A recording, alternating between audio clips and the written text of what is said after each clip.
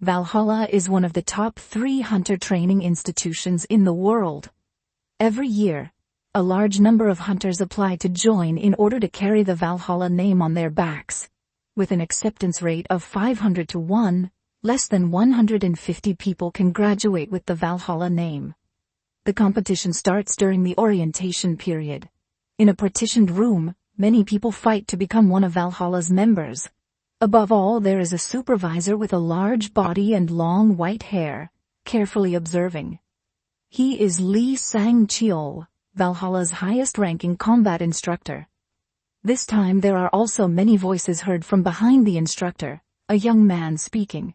The instructor turns slightly to see who it is. It turns out to be Yu Xin's successor, a young man with gray hair named Yu Min-jun. Then the instructor looks back and responds to the comment made by the young man with gray hair. He asks if the young man came here to see his nephew, with a sharp gaze.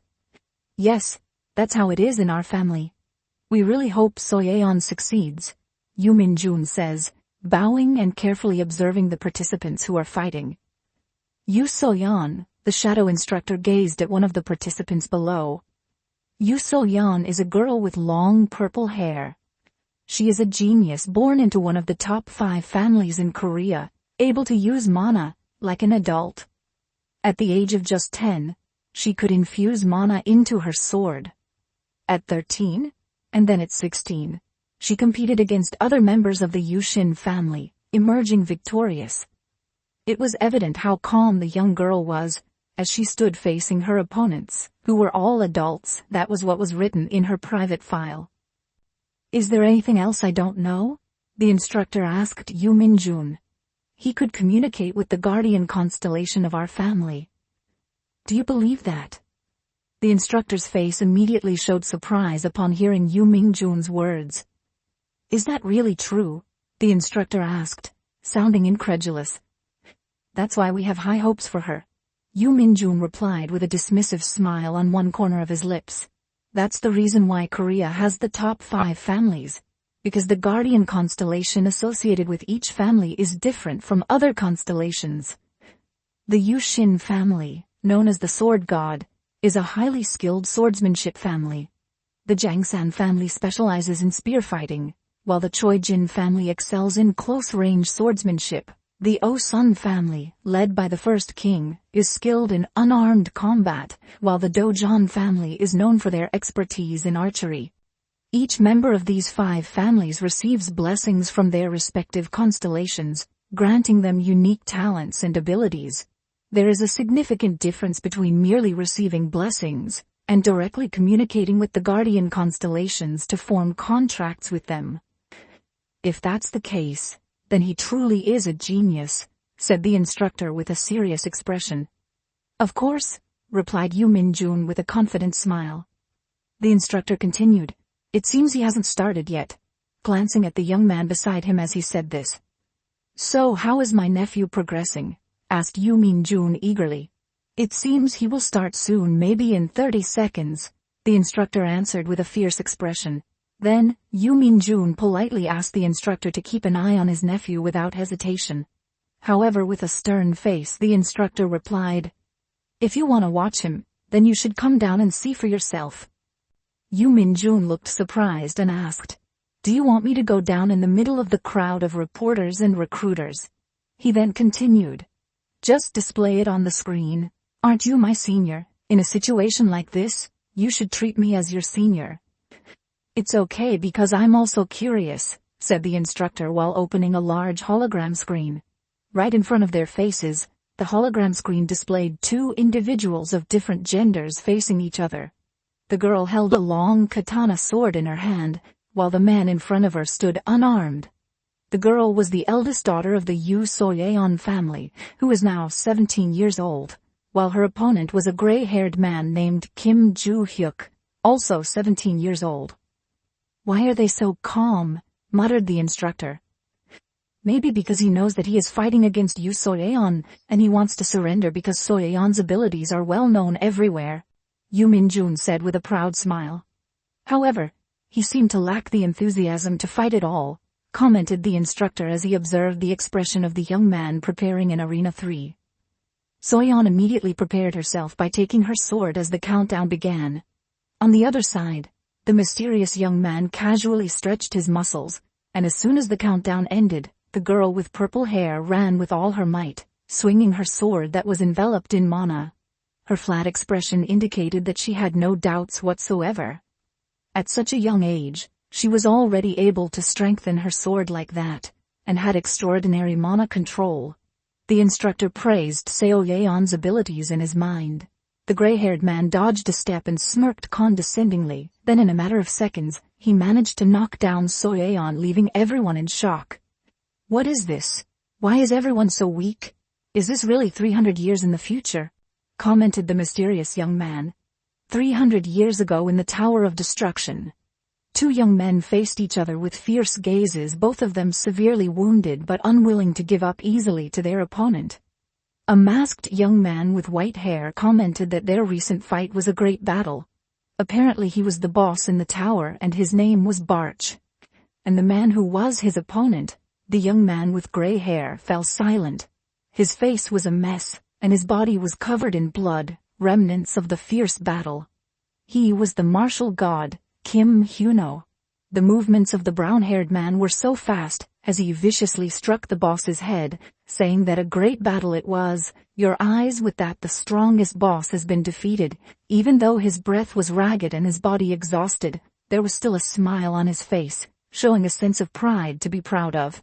Shortly after, a hologram screen appeared and stated that he had successfully stopped the boss of the tower that would destroy the world. But strangely, the tall and terrifying tower trembled, as if preparing to collapse. "Will the tower be destroyed because I killed its boss?" the young man muttered in astonishment. The fading wound in his stomach throbbed painfully. "Damn. How long will this last?" While enduring the pain. "I have been working as a hunter since I was a child, and I have just been able to earn money and gain recognition. But this had to happen." The mysterious man remained silent, gazing up into the past that was so difficult. However, there was one thing he did not regret, which was finding a formidable opponent like Barch, the tower boss. At that moment, he smiled faintly with his eyes closed, although for a brief moment, he was hit by a huge piece of rubble, and then he woke up on a comfortable bed. Kim Hyun-oh had reincarnated into the body of a 17-year-old, 300 years after defeating the Tower of Destruction. Nevertheless, he was satisfied because he had reincarnated even though his body was weaker and more fragile. However, his knowledge as the martial god remained the same. He believed that by adapting to his current body, he would lead a comfortable and luxurious life. At least until the hologram screen appeared, stating that the Tower of Destruction would emerge in the next 5 years. So prepare yourself. "Is this damn guy holding a personal grudge against me?" he shouted as he read the notification on the hologram screen. Kim Hyun-oh closed his eyes and frowned in annoyance, cursing Barch and regretting not destroying his opponent by throwing him into the lava. "This time, I will destroy the Tower of Destruction forever and live a luxurious and relaxed life afterwards," Hyun-oh planned in his head. However, the text on the hologram screen vibrated again and changed, giving instructions like this. "Please retrieve your weapon and memories on floor 3, room 5 of the building." Valhalla takes up his weapon and memories. Valhalla in the concealed room murmurs while leaning with his hand. This young man is thinking about the exact location of a building called Valhalla. Then the scene shifts as he sits in the waiting room for participants who want to compete in Valhalla. After hearing instructions from the young man with brown hair through the loudspeaker, he re-enters the arena. His opponent is a big man with neatly combed white hair. Cheers from the audience are heard loudly as this young man, who is not particularly big, enters the arena. There are many participants this time, because 5 prominent families are here at the same time, as the middle-aged instructor's inner thoughts continue to stare sharply towards the arena, especially towards the newcomer named Kim Jo-hyuk, the reincarnated young man from Hyun-oh. This time his opponent is the eldest son of the Oh-sun family, Oh Se-yuk, who is now 17 years old. He is the one who defeated Soyeon on the first day. It seems like he is just an ordinary person, as the thoughts of the blonde-haired young man reveal a smirk when he sees the skinny young man in front of him. It would be great if I could defeat him, he thinks to himself. My name will surely become more famous. The young man celebrated his victory in his heart, as if he had truly defeated Hyun-oh. Get ready, I will knock you out quickly, said the blonde-haired youth while assuming a fighting stance. A condescending smile never left his face, and the countdown began as soon as he finished speaking. What does KO mean? Is it an abbreviation? Hyun-oh responded calmly. Knockout means making you unable to get up again. The countdown grew shorter. Then Hyun-oh replied. In that case PB, with a smirk on his face. The blonde-haired youth became confused. It means to hell with you, you bastard, Hyun-oh said with a sneer on his face while flipping his middle finger at his opponent. And the match began. Oh Se-hyuk, the eldest son of the Oh-sun family, is not skilled in literature or martial arts strategies. This young man exudes a fiery aura. He possesses a great talent. His body is capable of doing what others cannot do, unless they have mana, and even with just a little practice he can become strong faster. He was born with an extraordinary body, and even without effort, he is worthy of being called a genius just because of his body. Now the two young men of different body sizes are facing each other on the battlefield. The brown-haired man said, I told you to surrender, idiot. Oh Se-hyuk was instantly provoked. The muscles in his body even stiffened from holding back his anger. Damn this dwarf mocking me. Oh Se-hyuk ran blindly, moving all his strength into his fists. He truly wanted to eliminate an enemy who underestimated him greatly with just one punch. With a body born like this, I cannot win in physical combat. I know nothing except for his extraordinary strength, even though just because he is extraordinary in physical strength does not mean he will win, thought Kim Hyun-oh. He looked so calm when his opponent wanted to beat him to death. Then the blonde young man shouted while directing his fist with all his might towards Hyun-oh. He also needed martial arts to support that physical strength, and Hyun-oh fought like this while avoiding the attack. In the last second, he shifted an inch, and then bumped his opponent's leg, causing the big-bodied young man to stagger, and he retaliated with a solid punch to his opponent's stomach. Oh Se-hyuk was even vomiting blood because of the attack. Then he collapsed, leaving Hyun-oh staring at him with a blank expression. Victory for Kim Joo-hyuk. The narrator's voice proudly announced Kim Joo-hyuk's victory. Even though this body is weaker than his body before reincarnation, there should be no problem hunting monsters and becoming a hunter as before. That's what Joo-hyuk thought with a blank face and a relaxed attitude, as the young man left the arena just like that. Was Oh Se-hyuk really defeated and beaten to the ground? Honestly, I didn't expect Oh Se-hyuk to lose to such a simple attack. People in the monitoring room were busy debating. They didn't expect the first child of a prominent family to lose to a newcomer. Meanwhile, behind them all, a man with long hair who turned out to be the head of the Oh-sun family had a different thought. You fool, you call it a simple attack. Even if my son never learned martial arts and only improved his physical abilities, he could easily dodge blows from someone his age. But that's something Se-hyuk couldn't avoid. Oh Se-hyuk let his emotions take over, and immediately attacked Joo-hyuk. He used a rarely used magic to try to end this quickly, but Joo-hyuk moved his head slightly to avoid it, because Se-hyuk thought that Joo-hyuk would definitely be hit.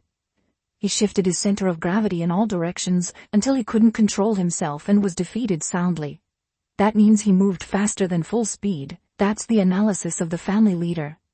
The middle-aged man rested his chin on his left arm while thinking with a serious face. When Se-hyuk approached him, Kim Joo-hyuk already had a plan that was a talented monster. That's what Oh-sun, the leader of the family, thought. The old man's face looked happy when he saw the extraordinary talent of the young man. Unfortunately, many here know the value of that young man. They are not foolish. He saw around and people who are starting to be interested in Kim Joo-hyuk. Kim Joo-hyuk, I will make sure to bring you into our family no matter what, said the family leader while staring closely at his own picture. Then the audience screamed hysterically as the next match was about to begin. They all worshipped the girl who will be Kim Joo-hyuk's next opponent. Look at that fool. Why do those foolish people who have been to the military call a 17-year-old girl miss? Ju Hyuk sighed as he entered the arena. He always showed a relaxed gesture by putting his hands in his pants pocket. The final of the ranking match, Kim Hyuk vs Choi Ah-rin. The narrator's voice announced loudly the final match between the mysterious young man and the beautiful girl with white hair, the second daughter of the Choi Jin family. The competition began with the narrator's shout, but for a few seconds, the two lovers did not attack each other. They stood facing each other, seemingly analyzing their opponent. Is he waiting for me to attack first? Ju Hyuk wondered. Yes, because he was trying to read the situation, at least better than the others. The young man smirked, a cunning smile on his face, then quickly stepped forward, catching the white-haired girl off guard, who immediately showcased her abilities. Is that lightning? Has he already mastered the ability to change elements from the Choi Jin family at the age of 17? The audience commented hysterically as they witnessed the rare technique from the Choi family. The white-haired girl, Choi Ah-rin, swiftly ran towards her opponent, calculating her sword movements. But the space in front of the young girl was empty, with no one in sight. Hey, if you show me where you'll attack with your eyes, wouldn't it be easier to avoid? Suddenly, Ju Hyuk stood by Ah-rin's side, his expression exuding a clear sense of cruelty as he threatened his enemy. Before Ah-rin could finish her sentence, Ju Hyuk swiftly directed a punch towards her, but luckily, Ah-rin's reflexes were quick enough to block the attack with her sword, successfully evading it. I quickly realized that my punches didn't land on his body as I had intended. Ju Hyuk thought to himself, as his opponent successfully dodged by taking a few heavy steps back. On the other hand, Ah-rin was stunned. She never expected an empty-handed punch to be that powerful. Now try to avoid this, Ju Hyuk said suddenly, already standing in front of Ah-rin. He directed a punch right in front of her and exerted his inner strength, causing Ah-rin to be instantly shocked along with her sword. In an instant, the beautiful girl with white hair fell helplessly to the ground. There was something strange about the recent attack. It felt like his body posture was slightly tilted, but in the end, it didn't matter. Without any guilt, Ju Hyuk left the arena with a blank expression on his face as usual. As expected, the winner was Kim Ju Hyuk. The narrator's voice echoed, announcing Ju Hyuk's victory, and placing the brown-haired young man at the pinnacle of triumph in Valhalla. What is this all about? However, Ju Hyuk was now hysterical, as he was confronted by journalists who were very curious about his story.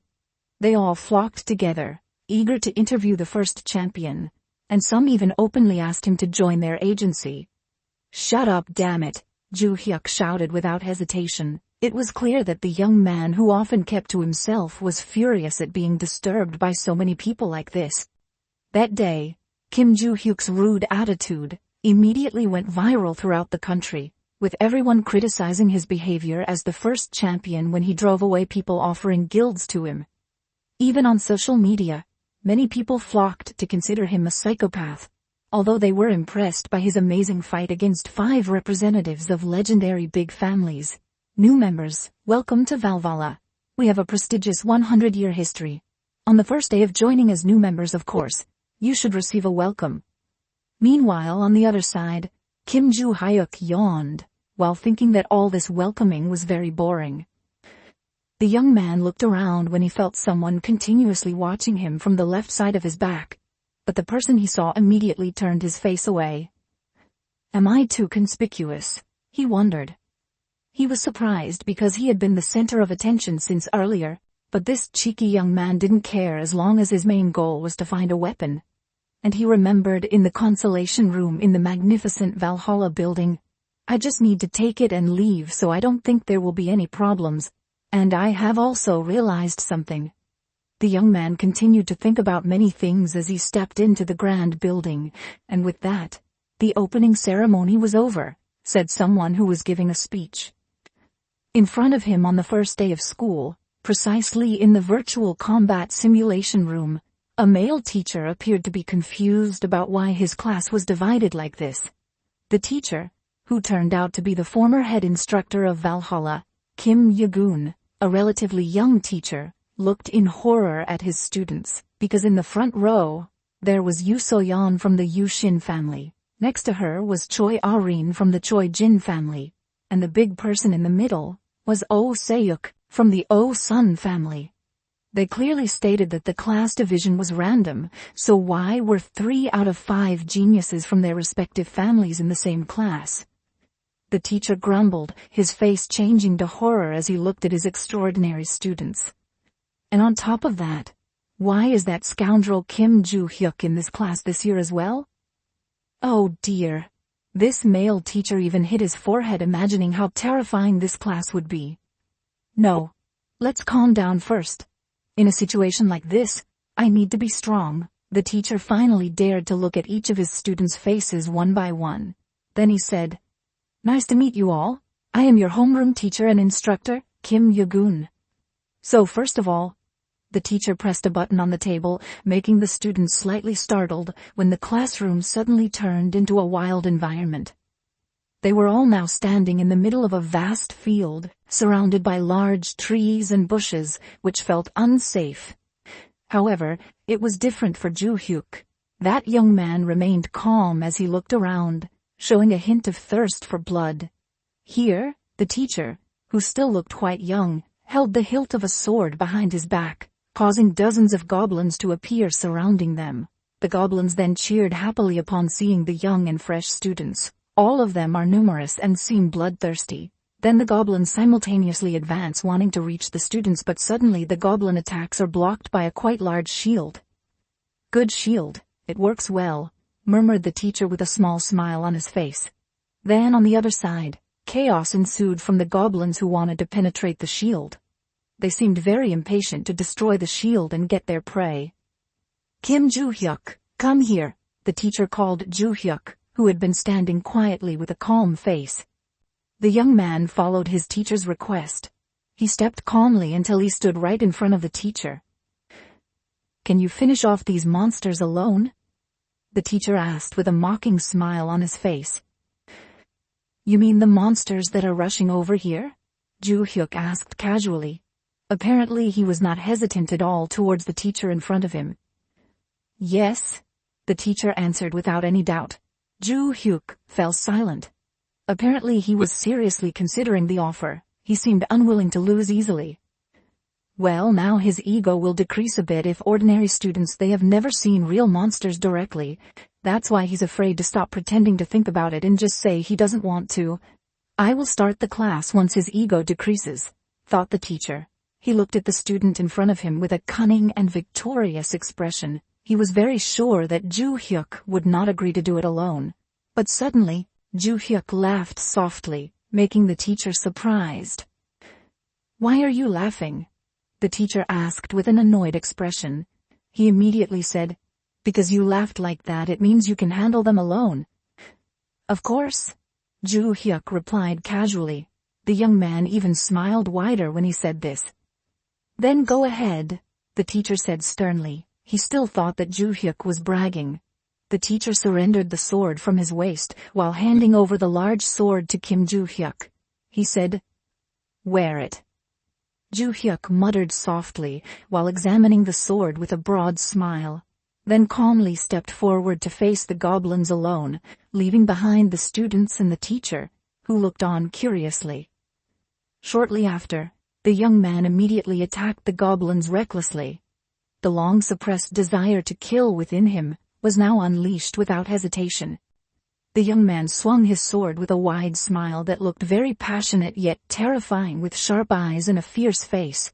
The dark-haired young man hooked the sword until dozens of goblins fell immediately.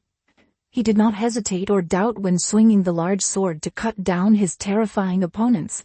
One of the big-bodied goblins was about to attack him from behind, but in a flash, he turned the sword and immediately stabbed his enemy until it fell. A confident smile constantly bloomed from his handsome face. "It has been 300 years since I held this weapon and it hasn't deteriorated," thought our protagonist Kim Joo-hyuk, as he slashed the terrifying goblins from the past because the monsters of the world couldn't fulfill their roles, and we used various types of weapons that we could entice to fight. "But the sword remains a weapon familiar enough," he continued, recalling the dark times of his life story. In his past life, Joo-hyuk had to learn how to use sharp weapons since he was young. Because at that time, there were many real monsters threatening human lives. Then, not long after, a male goblin attacked him from behind, intending to strike directly with a large mace. But the mischievous young man's movements were too agile. He managed to dodge at the right moment, a faint smile spreading across his face as he enjoyed the rather intense battle. It seems like his attack pattern is simple, Kim Joo-hyuk thought while standing proudly, looking down on his enemies. Is it just an NPC monster? A well-made fake monster? He mused, continuing to belittle the artificial technology he considered inferior in this era. Although his mind wandered everywhere, the young man did not lose focus on avoiding or attacking his opponents at the right time, with agility and speed, swiftly cutting down his enemies. He appeared very relaxed while fighting them alone, and his joyful smile never faded from his face. It's impossible. The teacher looked very surprised, unable to believe what he had just seen. He couldn't believe it, even though he had only lent him a sword. Just a sword, and it didn't have any magic power, but how could he easily cut through anything as if his sword was sucking in the monsters? The teacher's mind began to panic as he watched his mischievous student effortlessly incapacitate his opponent. This is insane. Other students began to marvel at Kim Joo-hyuk's abilities, some even impressed and deeply fascinated by the young man's prowess in wielding his sword. Joo-hyuk expressed his desire to go to the counseling room. After standing alone on the scattered goblin corpses with confidence, he demanded his promise from the teacher. He continued, "You will keep your promise, right?" The teacher's face turned sour. He stared sharply at his very cheeky student. His efforts to bring down Joo-hyuk's arrogance were in vain, because the young man was not an opponent of the goblins. He was more terrifying than the goblins. That was the expression on the teacher's face. "Okay. That's it for today. It must be exhausting because this is your first class, so go to the dormitory and rest," said the teacher. As the sunset began to fade in the west, the beautiful twilight light would surely captivate many pairs of eyes, if they were not children who were already tired after a day at school. "Wait, what kind of class is this that takes so long? I will get what I need and leave here as soon as possible," complained Joo-hyuk, as he lay exhausted in his chair. He looked annoyed because today he was the only one who kept fighting, and on top of that, he also felt very bored. "I never thought I would have a student in my previous life, but I also never went to school before," he muttered to himself, recalling memories from his past life. That evening under the beautiful sunset sky, Joo-hyuk walked out of the school area with the other students. He remembered his goal of being reborn in the future, even though his class was boring. "I got some information from there." Joo-hyuk drifted into some stories he heard that day, especially stories related to constellations. Yes, there was nothing like constellations in his previous life. Speaking of constellations, it is a term used to refer to the transformation for those destined to become gods. Most of the constellations are related to hunters as they are holy relics, and they provide special powers. Even though in Korea it is the third largest academy in the world with many reliefs of constellations. I think everything about shortmanship and how to kill monsters is no longer useful. I have to go to the dormitory and study seriously about martial arts because this body is very weak. So thought Joo-hyuk while massaging his sore shoulders that were only used to swing the sword a few times. Suddenly he realized that someone was following him, so he immediately turned around and found Arin, the beautiful girl with white hair, standing behind him. Calmly, Joo-hyuk stared at the girl with a puzzled expression. Meanwhile, in the teacher's lounge, two male teachers were resting near their coffee machine. They were the practice teacher, and the instructor with white hair complete with a thin white beard. "You have been through a lot," said the instructor with white hair, as he stood by the drink machine sipping his coffee in front of him. The practice group was sitting on the sofa, heads bowed wearily. He looked frustrated on the first day of teaching, considering his students were very troublesome. Honestly, this is more embarrassing than the unnecessary difficulty. It doesn't make sense that he really made 120 monsters in a virtual battle simulation room as a precaution this time. But he killed all the high school students who hadn't even met the monsters, guessing the instructor's target accurately. "That's what I want to say," replied the practice teacher. His face looked cheap because he was underestimated by a new student. It's strange from what I see. Kim Joo-hyuk doesn't have anything special, said the instructor when recalling Joo-hyuk's profile. Is there nothing in his background? The practice teacher still didn't believe it. He's an orphan. He came from a small orphanage in a very dangerous area, the instructor said confidently. An orphan? Could that be fake? The younger teacher looked skeptical. I did my own investigation and it's real. Besides, do you think a fraudster would try to get into heaven and cause a commotion during the entrance ceremony? The instructor reminded of the incident where Joo-hyuk cursed the reporters in public. The teacher nodded in agreement as the practice instructor responded, stating that Kim Joo-hyuk asked how to enter the constellation room. The elderly instructor turned to the practice teacher to explain this. Yes, the practice instructor weakly replied. After the first semester he could actually enter there.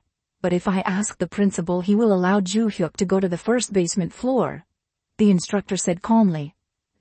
I am really grateful, the younger one said, bowing his head. He felt guilty for constantly troubling the senior teacher. It's because I brought you here, I have to take responsibility. Besides, I don't know about the area that is completely restricted on the 5th floor, but everyone can enter the 1st floor without any problems. That's what the instructor said after taking a sip of his coffee. He always remained calm and had solutions to all these problems. Yes, I am worried about what will happen next year, the younger teacher said with a pained expression. Why? Because of Kim Joo-hyuk, the instructor asked his subordinate. Even if I don't care about Kim Joo-hyuk, you know that there are 3 students from 5 prominent families in my class. It's not easy to control even one of them, the younger one said, trying to relieve the burden in his heart, hoping to get a solution from the senior. So I'm not trying to comfort you, but there is an exchange student from the Vintrick family in another class, the instructor said, looking helpless about this matter. If you say Vintrick, is it possible that it's Vintrick? The younger teacher looked surprised upon hearing the name of that prominent family. Yes, it's the Vintrick family directly, Rockdale Vintrick, the instructor replied, recalling a young man with a fierce face and a mischievous smile. Rockdale Vintrick, I am sure, heard that he was expelled for causing trouble. He would be more English, muttered the practice teacher. After hearing that, I felt like my situation was better than class 11. Finally, the practice teacher could breathe a sigh of relief. After hearing that, the instructor confirmed his statement. Meanwhile, at the same time but in a different location, Joo-hyuk and Arin were still staring at each other in silence. What's wrong? In the end, Joo-hyuk was the one who spoke to break the silence. Choi Arim asked Kim Joo-hyuk to teach her swordsmanship. Choi Ari requested Kim Joo-hyuk to teach her swordsmanship, and determination was evident in her eyes. A single word from Ari was enough to make Joo-hyuk look at the girl in surprise. It seemed that this time, he would have another student in his life. Teach me swordsmanship, Ari said with a flat expression. Ha! Joo-hyuk responded with a puzzled expression. Teach me the swordsmanship you showed me before, Ari requested with seriousness in her sweet face. The girl seemed genuinely eager to learn from Joo-hyuk, even though the young man was known for his stubborn temperament. No, Joo-hyuk lazily replied. He even casually cleaned his ears right in front of the beautiful Ari. He really didn't bother to maintain his image. Why? What's the reason? Ari looked unwilling. Why? I just don't want to. There's nothing more to talk about. I'm leaving now, Joo-hyuk said as he prepared to walk away. However, suddenly Ari spoke again. Teach me swordsmanship. She was truly determined to learn that move. I already told you I don't want to. At this point, Joo-hyuk's patience was almost at its limit. He even glared angrily at Ari, disregarding the fact that she was the most popular girl in Valhalla. Is there something wrong with your ears? Stop following me. I have no intention of teaching you, so go away. Joo-hyuk threatened Ari. He turned around and began to walk away from the girl, heading in a different direction. The scene then shifts to the morning where the sun shines brightly, illuminating the magnificent Valhalla building. Kim Joo-hyuk had already arrived at school when the classroom was still empty. He sat at the back while contemplating his physique. His body was very weak. making it difficult for him to practice martial arts. I can't do martial arts training or anything because I don't have magic power. These were the thoughts running through Kim Joo-hyuk's mind as he stared intently at his palms, finding it very challenging to control mana. The issue of magic power could be resolved if I find that object. Then, I will prepare mana within my body. With this plan in mind, Kim Joo-hyuk clenched his fists and resolved to become stronger immediately. Suddenly a blonde-haired man approached him. The man had an average height but a very cunning look on his face. He was the main member of the Ventric family, Rockbill Ventric, who was now 17 years old. Beside him was a blonde girl who always followed him. She was Rockbill's loyal assistant, Yuria the Valley. At that moment, the two equally great men faced each other, but Kim Joo-hyuk remained relaxed in his seat. When he met this arrogant young man, Joo-hyuk asked who he was without hesitation, not even bothering to be polite to someone who did not show respect towards him.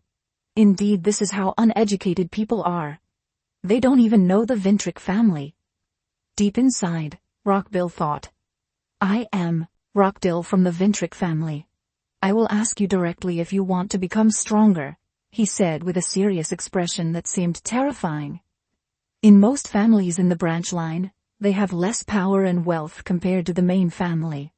However, the Ventric family has a big mask as a guardian constellation, making them different from others. Generally, there is one or more higher guardian constitution that protects the family, and they directly have someone who will be blessed and provide protection and strength. But in the Ventric family, they decided to sign a contract with non-constellation family members. It is a way to choose someone to sign a contract with the constellation without any opposition, and because of this unique choice, the Ventric family has great power in Europe.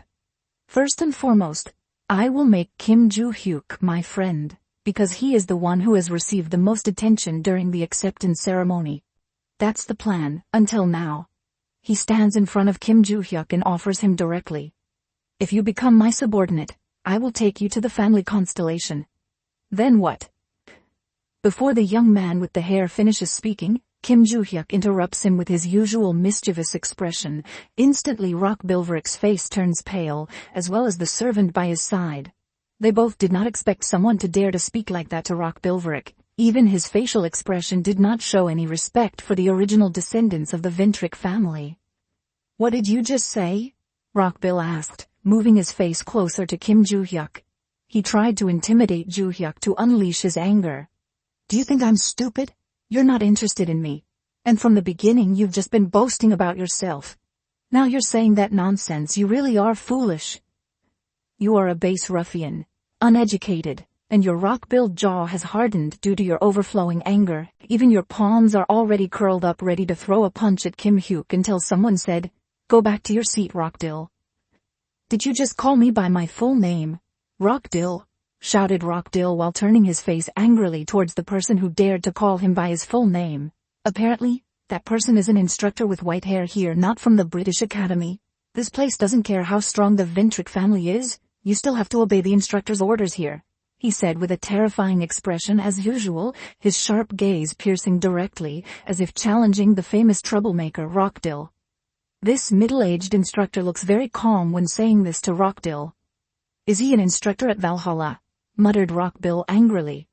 He could only move his jaw and leave the class with a feeling of annoyance, but just before he actually left the class, he glanced at Kim Joo-hyuk's seat and said, "We will meet again, Kim Joo-hyuk." The young man's gaze was sharp and full of resentment. It seems he will not let Kim Joo-hyuk live easily in this school. But Kim Joo-hyuk didn't seem intimidated. He could only watch the departure of the blonde-haired young man with a flat face. In the Valhalla dormitory, precisely in the highest classroom, a young man is venting his anger by hitting the lamp until it shatters. "Bastard," he muttered with full of emotions. He was very upset when he remembered Kim Joo-hyuk's arrogant attitude towards him. The inner turmoil of Rockbill, the young man who is now raging in that special room, was evident. Rockdill's face turned terrifying when he was angry at someone, especially at a new figure like Kim Joo-hyuk, who was considered weak. It seems he will make a very painful calculation for Kim Joo-hyuk.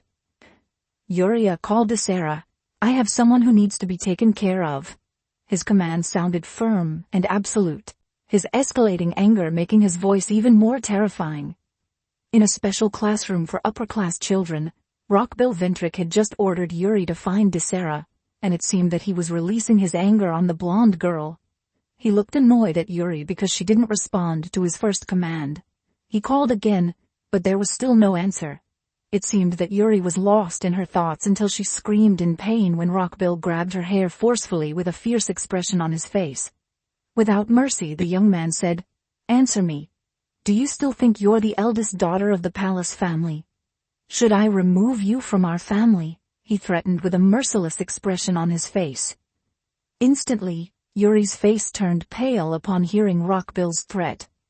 The unfortunate girl with blonde hair was immediately thrown to the floor by Rockdill. This young man truly had no mercy, not even towards a girl. "Quickly contact Desera. There's someone who needs to be taken care of, and also there's a child from the Rizzi family in class 2. Tell Ventric that I want to meet him," he said in a commanding tone that irritated anyone who heard it. But Yuri still couldn't refuse, even though she didn't like anything about this young man. "Understanding," Yuri answered, without daring to lift her head.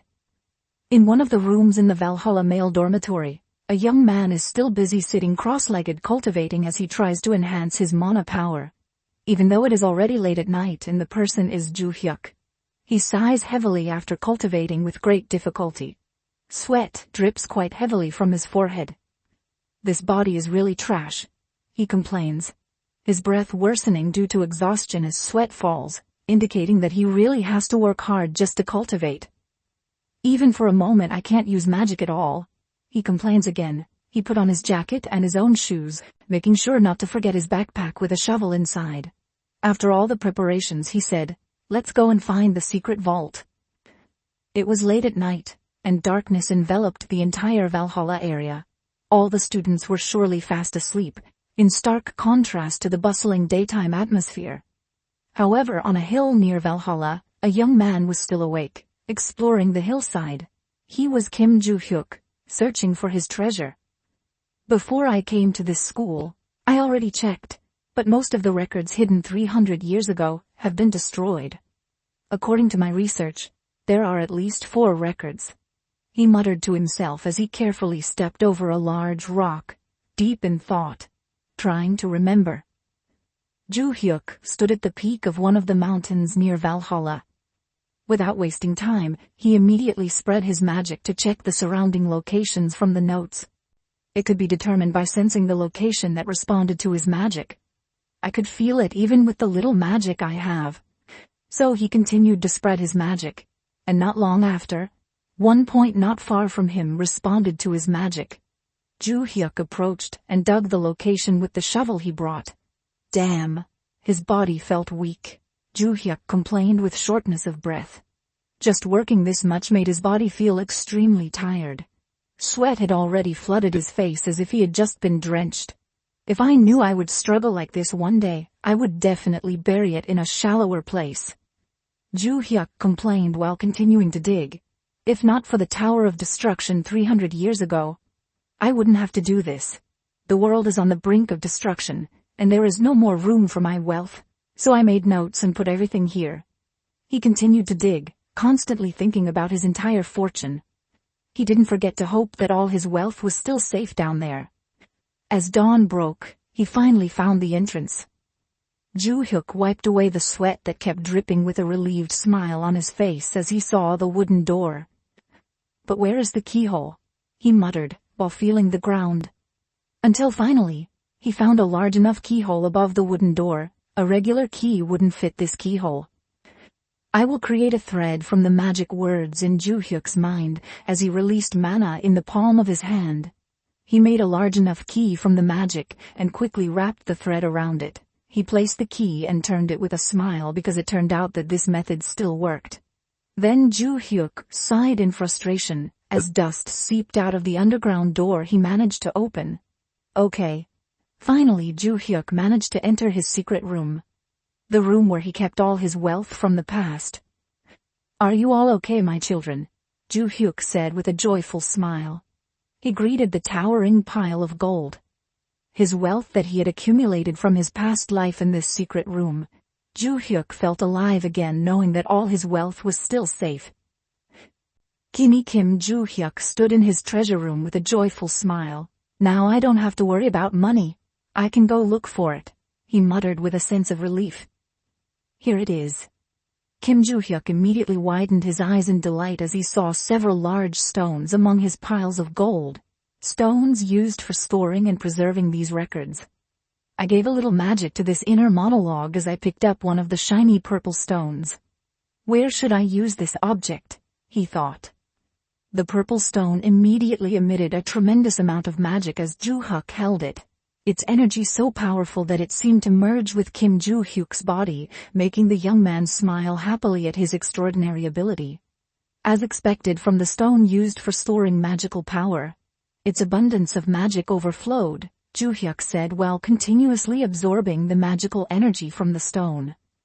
First, I have to take care of the remnants of the storage stone, then should I leave the gold bars and only take the lightweight jewelry, he pondered as he looked at his treasure pile. That morning, the sun shone brightly, illuminating the entire Valhalla environment as if the sun was giving its positive aura to the magnificent building. Ju-hyuk exhaled heavily, looking very tired and pale. He also looked lethargic and unenthusiastic even though the sun was shining brightly. If I think about it, if I were to make a note in the future, I would definitely think I'm crazy. What is this? My muscles ache just from digging a little, he grumbled in his heart as he felt the pain in his entire arms from digging all night. Ju-hyuk immediately sat up straight when he heard someone moving right beside his desk. Apparently, it was Aaron. What's up? Ju-hyuk asked casually. Teach me the art of swordsmanship, Aaron pleaded with a pitiful face. You really can't give up, can you? Ju-hyuk wondered aloud. According to the information I found when I was reincarnated among the top 5 families, the Chojin family, which includes Aaron, is likely a family that practices swordsmanship, Ju-hyuk continued, surprised. So why me? Ju-hyuk questioned. Why do you keep asking me to teach you? You can learn more from your own family. Ju-hyuk tried to offer another option. No, I want to learn from you, Aaron said softly and sweetly, with a gentle expression on her face. If it were any other man, they would have immediately agreed to Aaron's request. Why? Ju-hyuk still wanted to know. I have never seen anyone hold a sword like you, Aaron finally answered, turning her face away in embarrassment. What about your father? Isn't he the head of the Chojin family? Ju-hyuk asked, massaging his sore shoulder. He's better with a sword than I am. Come with me to Teacher Kim's room, Ju-hyuk said, not finished yet. Aaron answered. Why am I here? With a puzzled look on her face. It's related to what you asked me last time, isn't it? You wanted to know, the teacher said. I'm here. Ju-hyuk immediately stood up with a clear enthusiasm on his face, and walked away, leaving Aaron still waiting by his side.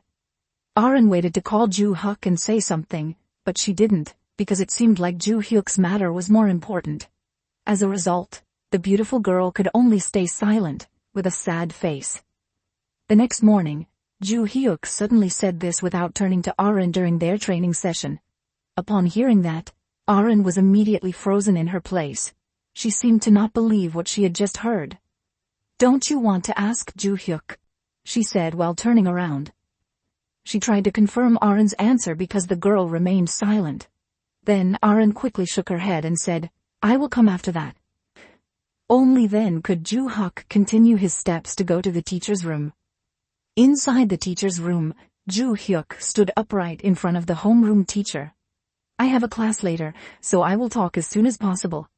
First of all, permission for you to enter the consolation room has been approved. You just have to go to the basement, he said while sitting comfortably in a powerful chair. Basement? Kim Ju-hyuk looked surprised. But you are not allowed to go to a lower floor than the first floor, the teacher's message said. All right. Understood. When can I go there? A faint smile appeared on Ju-hyuk's face as he said this. If it's possible for you, you can go tonight, the teacher replied. Great, I will go today then. Ju Hyuk sounded very excited. That was unexpected. I thought he would be angry about not being allowed to go to the second floor. I can't believe he accepted it so easily, the teacher thought to herself. Well then, go ahead. You can leave, the teacher said, ending their meeting. All right, sir, Ju Hyuk answered, and left the teacher's room abruptly. That evening, the stars scattered across the sky adorned the night so beautifully as two individuals of different statuses stood together heading towards a very sacred place. They were Ju Hyuk and the class guardian. This place was the treasure of the Valhalla Academy's constellation room, said the teacher, while gazing at the towering building. Kim Ju Hyuk glanced at the tall building for a moment. Then he looked around to see that the building was heavily guarded. The security was tighter than the main gate, commented Ju Hyuk, as he gazed at the majestic building. It indicated how important the consolation room was, so important that it made Valhalla one of the top 3 greatest academies. The teacher proudly responded. Yes, not only the security, but the outer walls were also covered with all sorts of magical symbols, Ju Hyuk muttered, as he looked at the grand building. He saw many different magic circles surrounding the grand building, even many large chains tightly encircling the building. Everything was completely covered, except for the entrance, Ju Hyuk concluded. Teacher, may I ask something? The young man inquired. What is it? Replied the teacher, turning to Ju Hyuk. What happens if someone goes to the second floor? Will they be treated as a criminal? Ju Hyuk asked with a flat expression. You won't be considered a criminal, but you will be expelled. Furthermore, you will lose your sanity even before leaving the school, the teacher explained. Ju Hyuk appeared very surprised. Indeed, on the second floor, the magic of constellation was rampant. If you touched that magic, your mind would be destroyed, and you would become insane, as explained by the teacher. So going crazy is understood, Ju Hyuk said with a thin smile. Why is this kid asking that right before entering? Does he really want to go down there? The teacher's face changed to a horrified expression, thinking about it, muttering to himself. That's not what the first-ranked candidate would do. I'm sure he knows it's better to stay in the academy, the homeroom teacher concluded. You have 30 minutes, the teacher shouted, so you must leave immediately. Yes, I will be back as soon as possible, Ju Hyuk replied as he stood at the entrance. He even took the time to wave at the teacher before the monitor screen appeared and gave instructions like this. Please retrieve your weapon and memories on the 5th room of the 3rd floor, right side of Valhalla. Currently, Ju Hyuk was standing in the hall reading the notification from the monitor screen. I don't care if I'm expelled or whatever it is, since the beginning I came to Valhalla because this place I have to go to the 3rd floor first, Kim Ju Hyuk thought, finally deciding to step down the stairs. By the way, why are there so many stairs in this building? I can't even see that far, he muttered to himself while continuing to walk down the stairs. What place is this, a prison? Kim Ju Hyuk monologued as he reached the end of the stairs, seeing many doors of safes lined up on each side. I'm sure the constellation room is on the 1st floor, but is this really it? Ju Hyuk asked as he continued to walk, looking around and not seeing anything particularly important. By the way, should I go deeper into his thoughts while continuing to walk? Suddenly, the monitor screen reappeared and informed you that you have met the requirements to be transferred to the room Ju Hyuk's room, with a surprised expression. Then Ju Hyuk's body was teleported to one of the rooms in the building. What was even more surprising was the figure that greeted him. It's been a long time, Kim Hyun-oh. That distinctive voice could not be forgotten by Ju Hyuk. His eyes even widened at the figure in front of him. A man in luxurious clothing and an expensive mask that covered almost his entire face. He is the leader of the Tower of Destruction, Barch murmured Ju Hyuk while staring in amazement. It's been 300 years. Is this a reunion?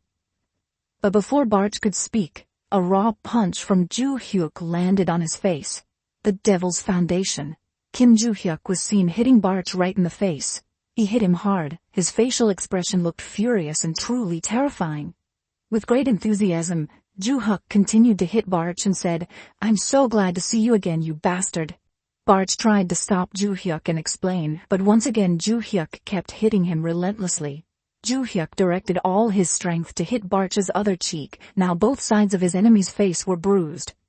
Wait, let's calm our minds first, Barch pleaded, his face starting to panic as it seemed that Ju Hyuk had no intention of making peace with him. Damn you, just die already, please stop, Barch begged. I will keep hitting you here, just to show that Ju Hyuk really keeps hitting Barch until the young man falls and becomes helpless. I'm not the type of person who likes to use their fists, Ju Hyuk said as he started to get tired of hitting him. Barch, the masked man, tried to rise as if he saw hope. But suddenly, this time it was different. You have destroyed my comfortable future, you damn bastard, Ju Hyuk shouted, as he kicked Barch's helpless body. Strangely, Ju Hyuk's best tough opponent didn't retaliate at all. Ju Hyuk continued to kick with all his strength. My wealth, my honor, all the time I spent training my students. Ju Hyuk continued to grumble as he kicked. Wait, aren't you curious about where this place is? Barch asked. Instantly, Ju Hyuk stopped kicking and started to look around carefully. What is this place so empty? Ju Hyuk commented as he looked to the right and left. This is an imaginary world. Ju Hyuk appeared puzzled. More precisely, this is the space in my own mind that you are looking at, merely an entity in the imaginary world. My real body has ceased to exist for 300 years now, Barch explained as he dusted off his body. Wait, so you mean you have been in this relief from the beginning? Ju Hyuk asked, trying to confirm. Yes, he answered shortly. In that case, Ju Hyuk intentionally did not continue his sentence. Barch smiled proudly as he responded to Ju Hyuk's words. That's right, Kim Ju Hyuk. I have become a constellation with great pride. Barch floated while showing off that fact. In front of Ju Hyuk, he hoped his opponent would be amazed, but instead it was quite the opposite, and very annoying. He screamed while repeatedly hitting Barch's face. This time he hit so hard that his adversary vomited blood. Meanwhile, outside the building, the teacher waited with boredom. The night was getting late, but Ju Hyuk was still not seen until finally, the young man emerged with a calm face. Before leaving the building, Kim Ju Hyuk's body was scanned by the guards to ensure he left without carrying anything. You're not up to anything strange, are you? The teacher asked, as Kim Ju Hyuk stood in front of him. Of course not. I'm just wandering around, he replied calmly. As usual, I can't go any further down because I might lose my sanity, he said with his usual flat expression. All right, I understand. You may go home, said the teacher as Kim Ju Hyuk finished. Without being told for the second time, Kim Ju Hyuk turned around and walked away. On his way, he kept remembering his encounter with Barch. He even vividly remembered what he said to his arch-enemy. Before I leave, I don't care if you've become a constellation, tell me this. Were you the one who gave me that transparent notification window? What was that all about? I don't know, Barch replied shortly, looking confused. You bastard! Ju Hyuk immediately grabbed his collar and prepared to strike again. I'll tell you the truth, after you killed me, I've been here for 300 years and I have no power at all, Barch quickly clarified. He didn't want to keep getting beaten up by Ju Hyuk. Upon hearing this, Kim Ju Hyuk immediately stopped hitting him. He released the old shirt collar and looked around while thinking. Then who sent that message? I also received that notification, said Barch after Ju Hyuk released his collar. Hearing this, Ju Hyuk was also surprised. Barch continued his explanation. I received a notification to contact Kim Ju Hyuk, who has been reincarnated and regained my memory, he said clearly. Reincarnation? Ju Hyuk looked puzzled, because there was a mysterious person who had appeared. Maybe it was his doing that made me the owner of the Tower of Destruction, he said while recalling the mysterious figure. The man who made you the owner of the tower did this. Who is he? Ju Hyuk looked very curious. I don't know for sure. All my memories of him are lost. I think all the lost memories will not just come back easily. What notification did you receive, Kim Ju Hyuk? He asked me to find a weapon and my memory. I can't read the bottom because it's covered in boxes. Now Ju Hyuk feels something strange here. He then continued to say, but I don't remember ever losing my memory. So all my memories of the fight are still there. Maybe those memories haven't crossed your mind because you found the weapon, so the memories will come back on their own, Barch said clearly. What weapon have I found? Ju Hyuk sounded confused when Barch said this. Yes, this room is a world within a day. 4 village swords that have turned into secret relics, Barch said, while recalling the shape of the very slim and beautiful sword. He then continued his statement. I became a constellation by using one of the village swords as a relic. Barch's words stopped when he realized Kim Joo-hyuk's expression had turned terrifying. Kim Joo-hyuk shouted in anger, his handsome face turning red with rage. As he walked home alone, he thought about his village sword that had become a relic, containing a constellation within it. What kind of situation is this? I want to destroy it. But Joo-hyuk focused his energy as if calling something right in front of his palm. A sword appeared and was immediately gripped tightly by Kim Joo-hyuk. No matter how weak the object was, he did not want to leave Barch alone. The figure once known as the King of Destruction, I guess it cannot be avoided if the quest that appeared in the notification windows can only be completed with this village sword. That was Kim Joo-hyuk's decision, as he weighed the sword in his hand. And there was no recipient for this fillet sword. When deeply lost in his thoughts, Joo-hyuk was suddenly approached by a group of boys. One of their leaders asked if he was Kim Joo-hyuk, the top rank in the freshman opening ceremony. A man called out to Joo-hyuk from the side, revealing that they were a messy and rowdy group of second-year seniors. The one who spoke earlier was the eldest son of the Sunrise family, Lyric Sunrise. Your seniors are on vacation, so why don't you introduce yourself? Said the cheeky blonde youth named Lyric. Even a bully senior like you has juniors. Joo-hyuk responded with a flat expression. He didn't seem afraid at all of these terrifying-looking seniors. This mischievous kid is fearless, huh? If you're the top rank from the first year, just greeting your seniors isn't enough. Lyric said, starting to lose his patience. Lyric, I'll teach this kid first, said a bald young man stepping forward. He held a rather long spear in his hand. Don't be too harsh, he warned his friend. A smile on his face seemed to indicate that his friend was sure to win. Before the second and first-year boys could finish speaking, a powerful kick was aimed directly at their leader's chest, causing him to stumble as he couldn't dodge in time. Stop talking nonsense like that and just move forward, you cowardly gang of stinky cowardly people, Joo-hyuk said, mocking his enemy with a terrifying smirk on his face. The young man was not afraid at all, even though his enemies gathered around him, and the bald senior immediately received a deadly kick right in front of his chest. Without much hesitation, Joo-hyuk added another kick to his body, causing him to fly past his astonished friends. His heavy body only stopped when it crashed into the concrete fence. That's insane, Larry commented, his sharp eyes looking towards Joo-hyuk. Then he realized that the world held a weapon, his sword. Where did that sword come from? It feels so comfortable. The grip is perfect, Joo-hyuk murmured as he gently stroked the sword in his hand. Then with a confident smile he said, Come on, step forward quickly. It will be enjoyable if you all just stay silent while I advance and crush your heads. Joo-hyuk stood calmly, placing the sword that he hadn't even drawn from its sheath on his shoulder, while flashing a cheerful smile, challenging his seniors. 3 hours earlier, in the special high-class room, they couldn't believe what they had just heard from Rockbill. So you just need to do something simple. You just need to take care of this one student, senior, Rockdill said with a cunning smile on his face. Currently the two young men with blonde hair were sitting face to face in the high-class break room.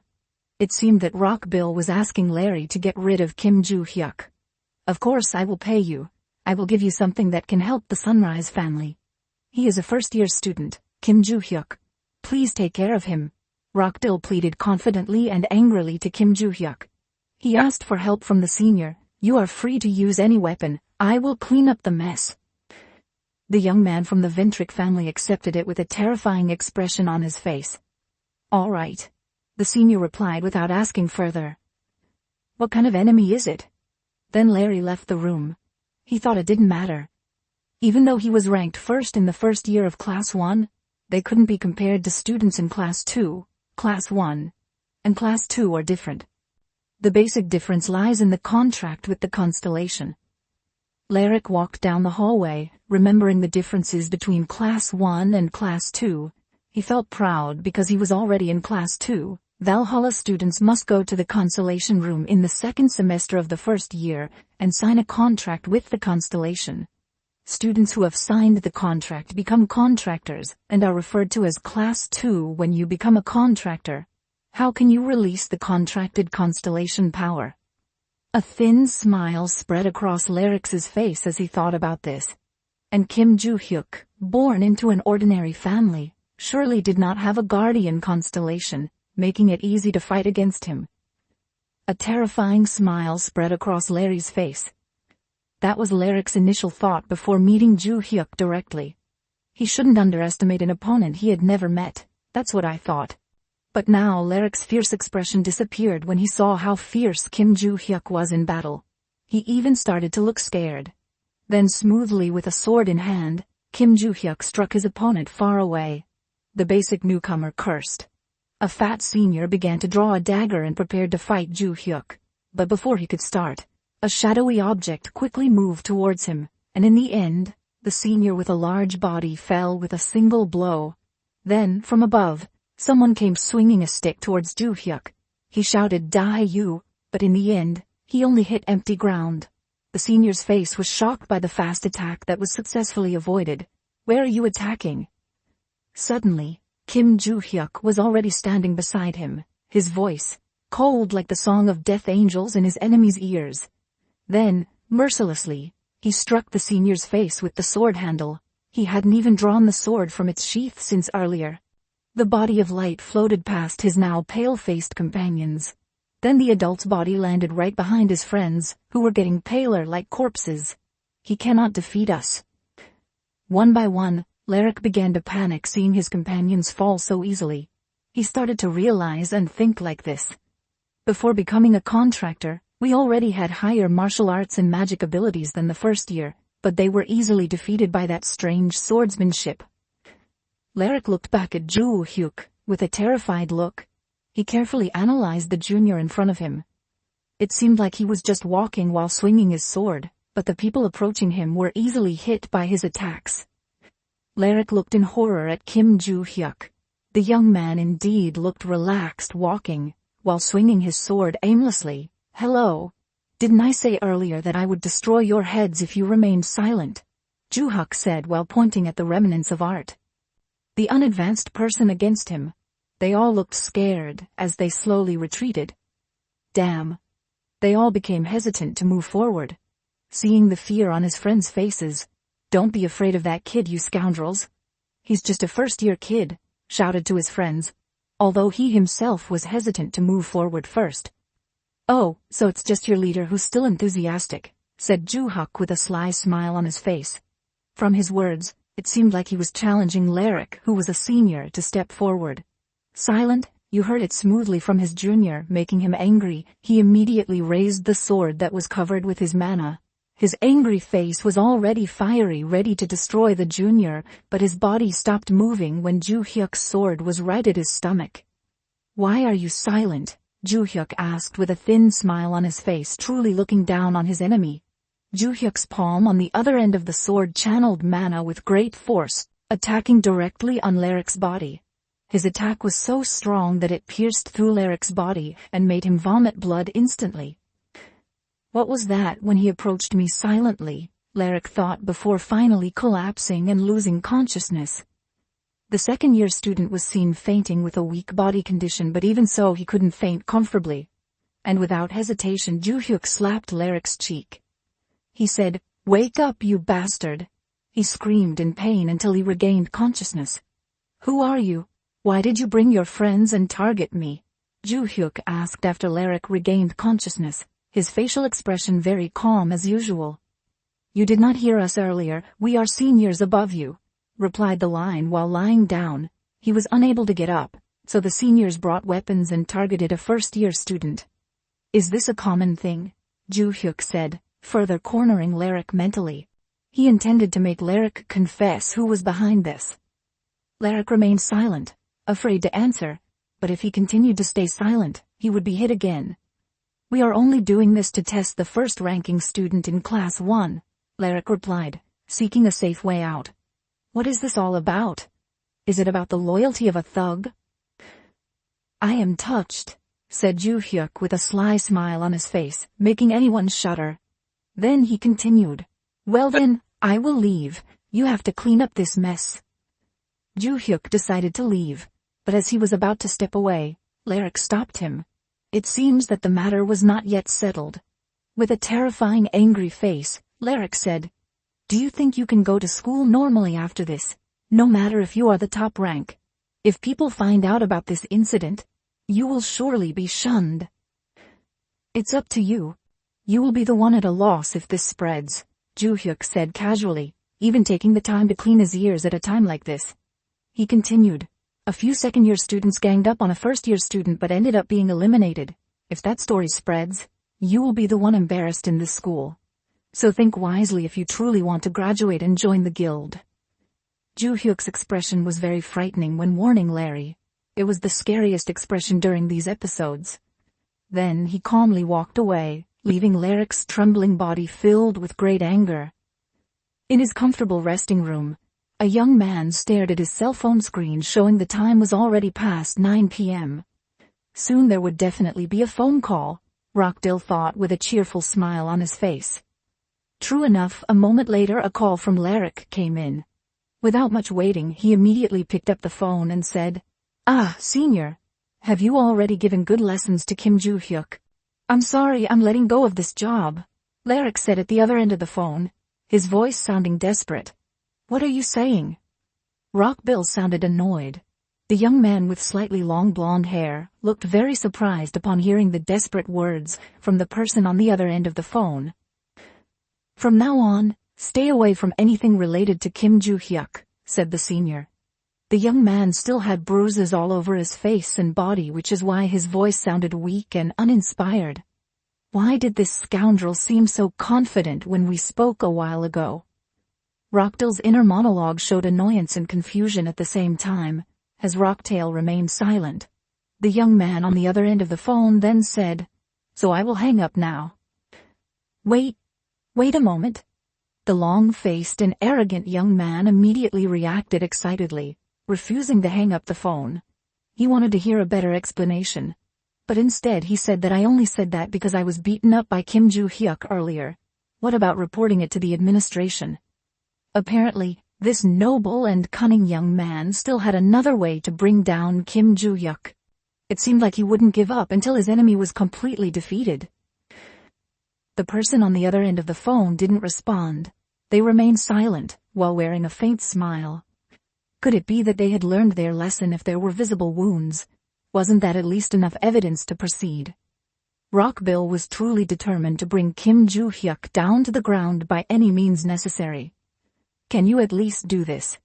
If you do, I will give you the full payment as promised, and I will even try to convince my family to fund you," Rockbill said proudly. It was at that moment that the senior on the other end of the phone finally spoke. "Even if the Ventrix 7 family funds us, we cannot regain the lost honor." The senior's voice had a heavy tone, as he was currently carrying one of his comrades on his shoulder. They were all battered and walked slowly along the streets under the night sky. The pain and disappointment were clearly visible. The faces of each member showed that they had been defeated by a cheeky junior student. "I will hang up now," said the senior. At the end of his sentence, the final tone indicated that the phone call had been unilaterally ended, instantly making the young master furious. This useless scoundrel! In a fit of anger, he angrily smashed his expensive phone. The young and arrogant man was truly enraged because his subordinate, whom he ordered, couldn't even defeat Kim Joo-hyuk. The young man sat despondently in his luxurious chair for a while, silently contemplating other ways to destroy his enemy. He no longer cared about his shattered phone on the floor or the tormenting silence. Finally he said, "Hey Yuri, have you contacted Desera?" The loyal maid with a gentle voice answered politely, "Yes, I have informed her that you want to meet privately, but since she is far from here it will take some time for her to arrive." "Where is she then?" Rockdale asked with an increasingly sour expression. The scene shifted beneath the Mexican sky, precisely at the magnificent Aripia Academy dormitory building. Helpless bodies lay scattered everywhere, blood splattered in all directions. Sitting above them all was a young man with many scars on his face. "Does he want me to come to Korea?" the young man muttered while staring at his phone screen. Apparently he was Desera Ventric, the figure awaited by Rockbill since ages. He had just read a message from Rockbill to come to Korea to deal with someone named Kim Joo-hyuk, with the reward already prepared. Instantly Desera's face turned even more terrifying with a sly smile spreading across his face, coupled with scars covering his face. He truly looked like a psychopath. "There's no one I can ask for money after being kicked out." "What a stroke of luck," Desera muttered to himself. The smile on his face widened and looked more terrifying. It seems this time Kim Joo-hyuk will find a formidable opponent. The next morning, precisely at 6 o'clock in the Valhalla training room, a young man entered with a broad smile. He looked around at the expensive training equipment filling the room. Seeing the grand and luxurious rooms certainly made him feel impressed. "Wow! A training room this big? Is it because the school itself is already big?" he said while looking around with a joyful expression. "This makes me excited to run," he muttered to himself. Unbeknownst to him, someone approached him to talk. "Why are you here?" a deep voice echoed, making the young man turn around to check. Eventually, he realized he had heard that voice somewhere before. So he asked, "Who are you? Barch, where are you speaking to me from?" "I am currently inside the sealed sword. Why are you so surprised?" the voice replied in an annoyed tone, considering they had just met, and he had explained everything yesterday. "I was surprised because I thought you managed to escape somehow because later I will teach you and drag you back again," Joo-hyuk replied firmly. The young man really had no mercy. Barch was speechless hearing the words of the mischievous young man named Kim Joo-hyuk. "It won't be like that, so don't worry." Finally Barch answered like that, stuttering. Could he be scared considering the last time he was taught thoroughly by Kim Joo-hyuk?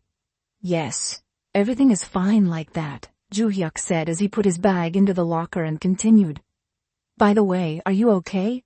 Are you talking about my situation?" Barch replied from inside the empty sword room. "No, I'm talking about the sword, the artifact that is now stored in Valhalla. We left the constellation room with it." When discussing this, Kim Joo-hyuk was warming up before starting the core exercise. "Don't worry about it because I have replaced the sword with a replica," Barch said convincingly. "That's what I was worried about. Where did you learn the ability to make replicas this time?" Kim Joo-hyuk sounded more relaxed as they both chatted familiarly, as if they had been friends for a long time. "When I regained consciousness, I had lost all my strength, but I was able to make a replica. From the beginning, even though I didn't know why I had this ability." From the beginning, Barch clearly emerged from the empty space inside the sword. In that empty space, Bar could float freely without any burden, not knowing much about Kim Joo-hyuk. At the moment, the young man was stretching with his face turned backwards, and he was slightly surprised when he opened his eyes and found a girl with white hair right behind him. It seems that Kim Joo-hyuk is a little surprised, because Arin's sudden appearance often feels like a ghostly girl who comes without sound. "You came?" Kim Joo-hyuk greeted, returning to his original position, standing upright as usual.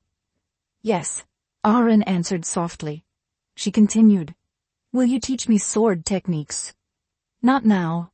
We will start by improving your stamina first," said the dark-haired young man. Then, Arin tilted her head to the side looking so cute.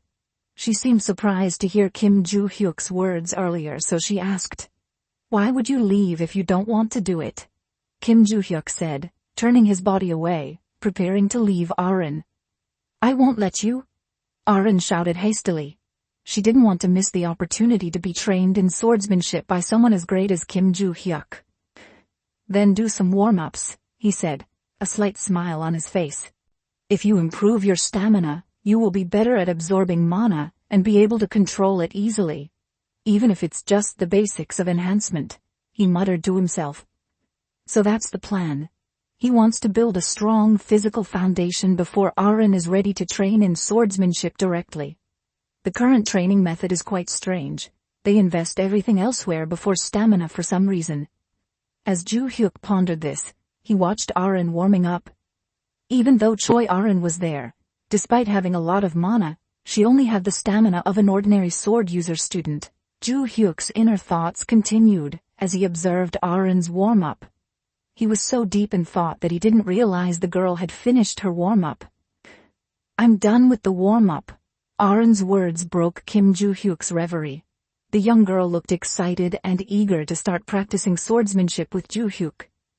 "Okay, let's move on to the actual training," Joo Hyuk said with determination. Arin responded enthusiastically. The girls seemed very eager as they engaged in various intense exercises like push-ups and weightlifting in each session. Arin looked very overwhelmed and exhausted until finally she collapsed on the floor. Her breath was heavy, and her face was covered in sweat, showing signs of extreme fatigue. "We've only just begun," Joo Hyuk said, still standing tall. The young man showed no signs of fatigue despite the intense workout sessions. "What did you say?" Arin asked from her lying position. The young girl seemed helpless as the exercises were too much for her. She turned and said, "Stop lying down and get up. We still need to run 20 meters. The flat expression on the young man's face made Arin even paler. She couldn't even speak, just staring at Joo Hyuk with a bewildered look. During the afternoon in Class 1A, all students had entered to attend the lesson. As usual, Joo Hyuk appeared the most relaxed and arrogant compared to the other students. "Is he okay? Even though our training is tougher than before, we are doing well," Kim thought to himself. With a slight smile on his face, he was quite impressed by the physical strength of the expert who was quite tough. Meanwhile, since a while ago, the girl had been sitting in her chair trembling. It seemed that she was really exhausted, as her whole body was shaking like that. Furthermore, her face still looked pale. Silence. A female teacher stood in front of the class. She asked all the students to calm down. Then with a flat face she said, "Today, we will have a simple written test." Apparently the mature woman wearing glasses was named Lilia. She was a senior instructor at Valhalla, and also a supervisor of the dimensional monster subject. While I will briefly explain that on the first day, I told you to study independently, a little about dimensional monsters. Then it seemed that the female instructor placed a thick stack of files in her hands. On the table she continued, "Today I will test you on how well you know how to face each individual monster." Without further ado, the papers were distributed, and all the students began to focus on answering the questions on the paper. All the students looked very serious as they thought about the answers to each question. Only Kim Joo Hyuk appeared relaxed, and he finished faster than the others. Shortly after, the instructor looked at the watch on her wrist and said, "Time is up. Starting from the back, please pass your test to the front. The test conducted today will not be added to your grades, but it will be used to measure your abilities. For the next class," the instructor explained. One by one, the students stepped forward from the back seats to submit their exam papers until all the papers were collected in the hands of the instructor. He organized them and then continued to say that it seemed like all the exam papers had been collected. "In the next class, we will start our official lesson in the virtual combat simulation room, so until we meet again." After saying that, Instructor Lilia left their class. She had to quickly return to the office to check her students' answers. "Are you sure you wrote the answers like that?" Barches asked when the instructor had left. He asked telepathically through the mind of Kim Joo Hyuk. Did he also see it? Joo Hyuk looked panicked when thinking about this. "Yes, because there is nothing I can do here," Barches said casually. "Can you read my mind?" Joo Hyuk just realized this, so he was surprised and immediately looked panicked. "No, actually I just heard what you were thinking about me," answered Barches from the empty constellation room. "So, I just wrote the answers as I knew," Joo Hyuk answered calmly. He even played with the chair by pushing it slightly with his foot. Joo Hyuk looked really relaxed. "Is that so? I understand now." Meanwhile, in the first-year teacher's room, the teacher was checking the test papers very seriously until he held Kim Joo Hyuk's exam paper. Then the teacher said, "Daring to call this nonsense statement an answer?" He muttered with an annoyed face, his teeth trembling with anger, and even his pale face turned red due to the extreme rage. It seems that this time Joo Hyuk will encounter a major problem. Then a young homeroom teacher from class 1 was seen walking casually with coffee in his hand. Apparently he was a former student who used to teach simulations to the first-year students and was humiliated by Kim Joo-hyuk. As he walked back to his seat, he saw Lilia looking very upset. The mature woman was carefully examining the answer sheets. "Is this possibly my class test paper?" asked the male teacher to Lilia as he approached her table. "In preparation for the next class simulation battle, I instructed them to learn how to kill monsters, so I gave them a simple written test. But Class A, which consists of children from famous families, is indeed very impressive. They all did well." Juanita sounded enthusiastic. "Is that really true?" the homeroom teacher of Class 1 whispered doubtfully, questioning the woman's statement because he knew very well the students in that class. However, he did not want to prolong the conversation and said, "Well then, I'll be going now." "Okay, sure," replied Lilia casually. Then the young teacher returned to his desk. He took a sip of his coffee while standing. Just as he was about to enjoy his coffee, he suddenly spoke loudly, startling everyone. The teachers immediately turned to look at the figure of the instructor Lilia, who was now squeezing the paper in her hand with an angry expression. "He called this the correct answer," she said. Her body seemed to tremble with the overflowing anger. Kim Joo-hyuk made no effort to ask his homeroom teacher carefully as he turned back to Lilia while asking this. He didn't make any effort at all. He just mocked the class at this point. His answer sounded very curt, and his facial expression was not good at all. He was truly angry at Kim Joo-hyuk. "How dare he ask so rudely?" the teacher asked carefully. "This cannot be ignored in the next class. I will show him his paper and teach him." "That monster cannot be dealt with so easily," said the instructor while crumpling Joo-hyuk's exam paper. Then the scene shifted to 1 week later in the virtual combat simulation class. The students of Class 1A gathered facing instructor Lilia, who stood in front of the podium.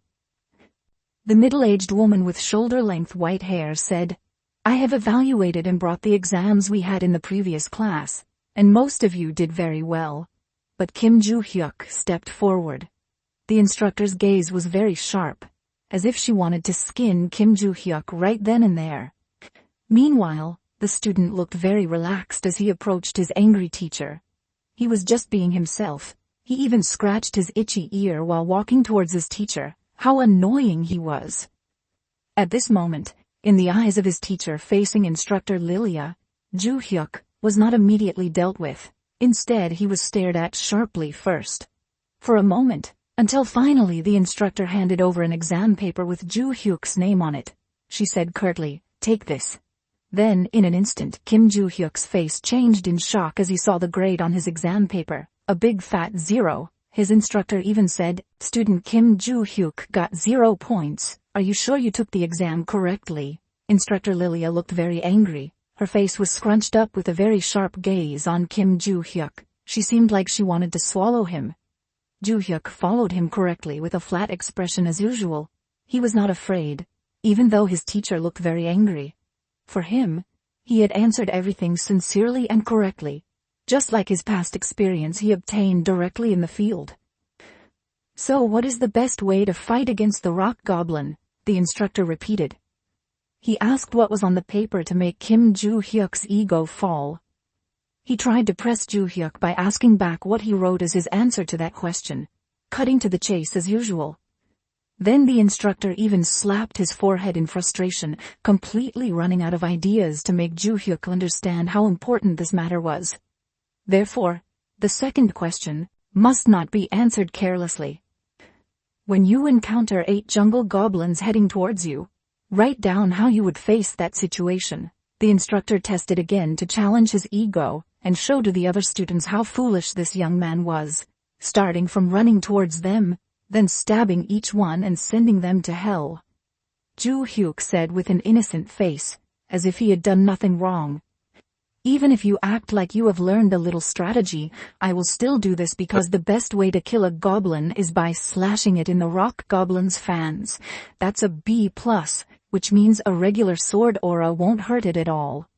The instructor's voice intonation even rose. It was clear he was annoyed and wanted to embarrass Joo-hyuk in front of all the students. So he kept cornering him while saying, "You mentioned that you use a regular sword against monsters like that." "Yes, everything ended with one attack." Joo-hyuk's response seemed not panicked at all. Instead he even scratched his itchy ear in front of the angry instructor. His ego knew no bounds. He continued to spout nonsense while the instructor Lilia muttered angrily, "I understand because Kim Joo-hyuk's student is very confident with his answer. I will give you a chance with this." Lilia pressed a button on the podium table. The classroom immediately vibrated and transformed into an open field. This time, Instructor Lilia will provide a virtual combat simulation for Joo-hyuk to give the boy a valuable direct lesson. Then, the large-sized goblins appeared around the protective walls. Their terrifying faces seemed to be waiting for prey with hungry stomachs.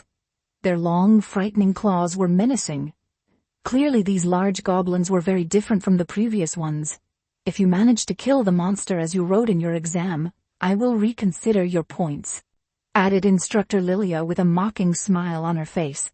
She appeared very calm, even though there was a terrifying goblin behind her, continuously moving angrily. "Okay, I understand." Joo-hyuk ran his hand through his hair while flashing a thin smile, then casually placed his exam paper on Lilia's desk. As he said, "Let me put my paper down first." The young man took a sword from the weapon rack and approached the goblin standing behind the protective wall.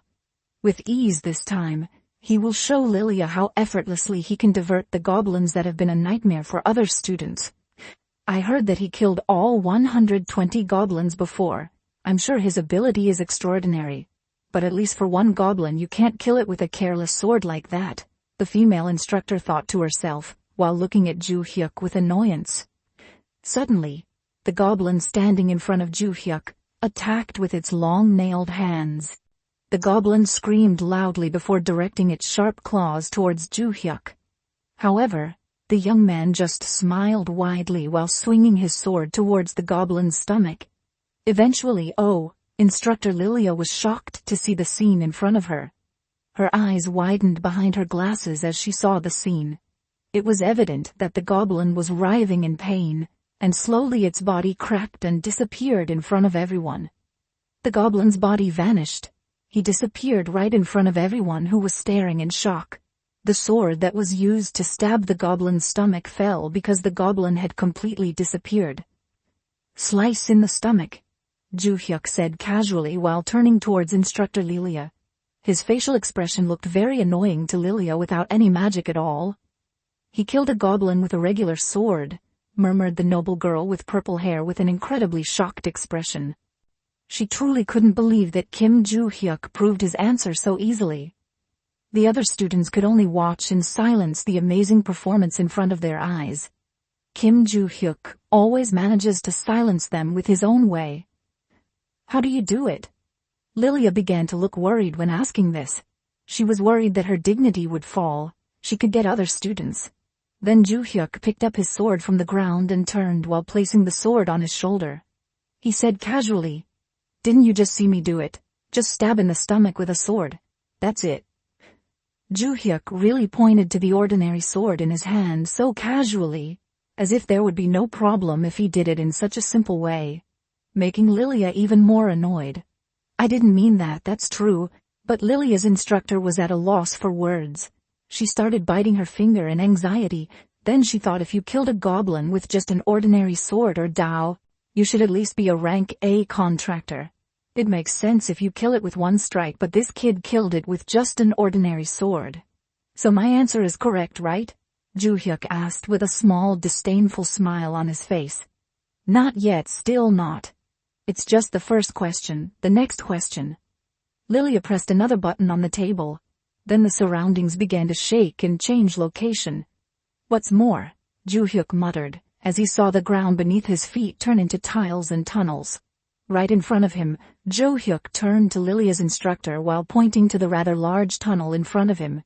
He still looked very calm. "Shouldn't you pay more attention? Look in front of you," Lilia answered with a sharp voice. It seemed she was really upset with Kim Joo-hyuk. Then the footsteps of the large goblin approached him. This time, several goblins appeared at once, complete with mace weapons in their hands. The goblin this time appears more fierce and ferocious. Jungle goblins can also be considered anger management issues, as goblins are quite difficult to kill if you don't do it correctly. The goblin in front will use the hauling skill, causing other goblins to immediately come according to the research of the instructor Lilia. According to her, defeating this particular goblin is very troublesome. Usually they fight back with magic attacks and kill the goblin all at once or just run away rather than facing them. Lilia muttered to herself while staring at the scenery in front of her with a serious expression. Even though you can only see 3 goblins in front, 5 goblins will immediately run towards you when you make one mistake. Although he can use the sword well, it will be difficult from what I heard. I know that the speed of his sword is quite slow, so Lilia thought that Ju-hyuk would lose with one attack from the goblins. However, the reality is that the young man swung his sword enthusiastically towards the goblin's head, until the creature did not have time to scream and call for others. Then quickly, Ju-hyuk ran to another goblin and stabbed its mouth blindly so that the creature did not have time to use the hauling skill to call for others. At this moment, all the jungle goblins have been defeated by Ju-hyuk, just by stabbing their heads or mouths with a regular sword. Instructor Lilia was left speechless, gaping at the scene right in front of her face. The adult woman was at a loss for words, seeing how Ju-hyuk fought so quickly and agilely. If this is how I answer the second question correctly, right? Ju-hyuk said with a wide smile on his face. The young man seemed to underestimate the instructor, who now looked pale and helpless once again. Ju-hyuk successfully proved that he was not just talking nonsense. The young man further clarified how great his abilities were, and how agile his fighting style was.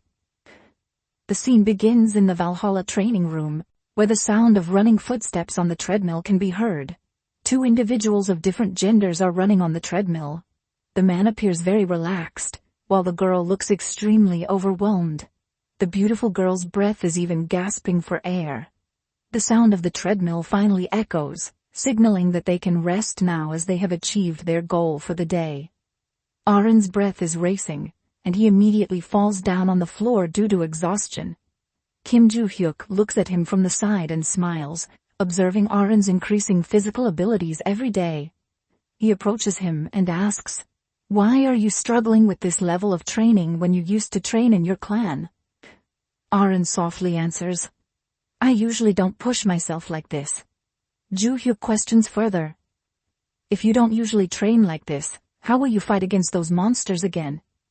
He stands casually with his hands on his hips. Arin replies, "I usually rely on my magic power, borrowing strength from the constellation members." Ju-hyuk sighs. "I knew it. Instead of training their stamina, most of them focus on magic power because they depend on the constellations." He gazes at Arin, who is still trying to catch his breath while sitting on the floor. Even if they don't improve their physical abilities, it won't be a problem as long as they practice enough to borrow power from the constellations. However, the risks are significant. What if you get trapped in the middle of a labyrinth or dungeon with magic restricting spells? Or what if all your mana is depleted due to a prolonged battle? Ju-hyuk recalls his past memories, the difficult times he experienced with his comrades. The members of the constellation may not even lend their strength. So what? The young man with dark hair seems to be thinking hard to find a solution if lost like that. "What do you think this stamina training means to you?" Ju-hyuk tried to ask for Arin's opinion. "Of course you said that you would train swordsmanship if I did this," Arin replied while getting up. He stared at the man in front of him with a firm expression. "What kind of response is that? Basically you're doing it because I told you to?" Ju-hyuk asked with a puzzled expression. Arin lost her words. She couldn't give any other reason. "Let's just end the training for today because we have to go to the academy soon," Ju-hyuk said, as he turned around and prepared to leave Arin to continue her exercise. "Aren't you leaving?" Arin turned around and asked Kim Ju-hyuk. "I will do one more set. Why do you want to do it too?" He smiled mischievously.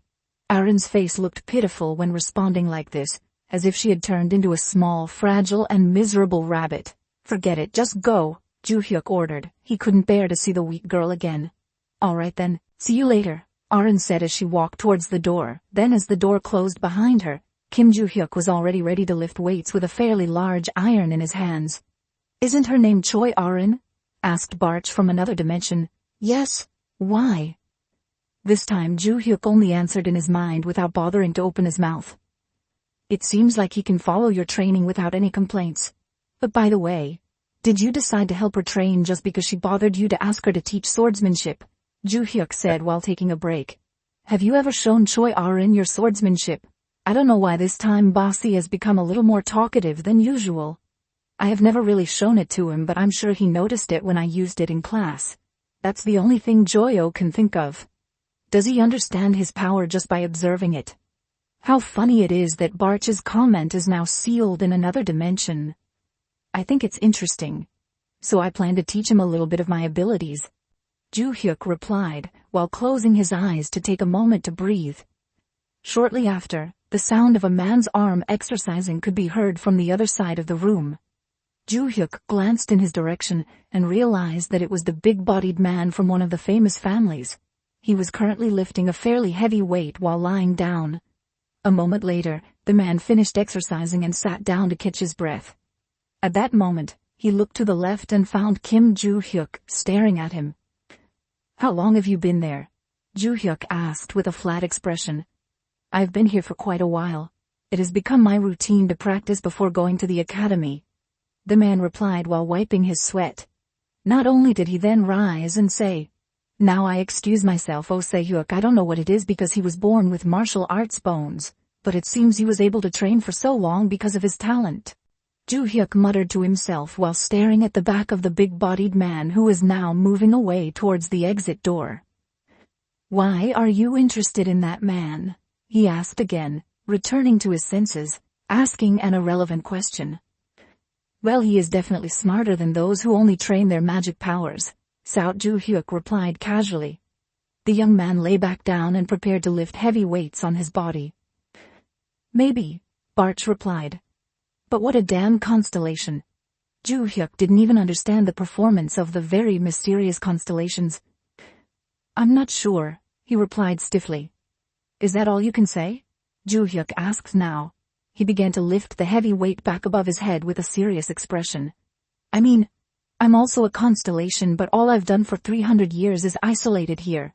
I don't know anything about other constellations. That's the only logical reason that can be given. He continued. You might be able to learn more about them if you complete the new quest in the system tab. Ju-hyuk will only realize that when he lifts heavyweights seriously. Restore your weapons and memories in the construction room on the 5th floor. From the right condition for the completion of Valhalla's Eye. From the big forest house Matagaya, attention to the Heaven Sword. That's the latest notification from the system. Ju-hyuk remembers the important points of the notification, which is Valhalla. The Eye of the Big Forest is definitely a place I've heard of in class. It is the last survival place we visited in the first semester. If it weren't for this damn cake, I would have just followed along and escaped after recovering my belongings. But it seems like I have to stay quiet for a while. The conclusion he drew was to act quietly. That's his secret plan. It's not you who caused trouble by starting a fight with those thugs? Barch spoke again. Then Ju-hyuk replied. It seems like that bastard won't bother me anytime soon, and from my perspective I've restrained myself several times. Ju-hyuk answered from his inner voice while sitting for a rest. The two men who are now in different dimensions exchanged thoughts, and then Ju-hyuk continued. If not, my head would have cracked just like yours. Hearing that, Barch smiled, realizing Ju-hyuk's terrifying words. It is true that if a man with black hair is serious about pursuing his enemy, he will surely lose his life. At that moment, Barch, the leader of the tower, shuddered at the thought of this, especially since I cannot leave anytime soon until I complete this quest, and the secret of reincarnation will also be revealed. That's what Kim Ju-hyun's thoughts were like. He really had to be careful in taking steps, because now he has become the center of death for many people.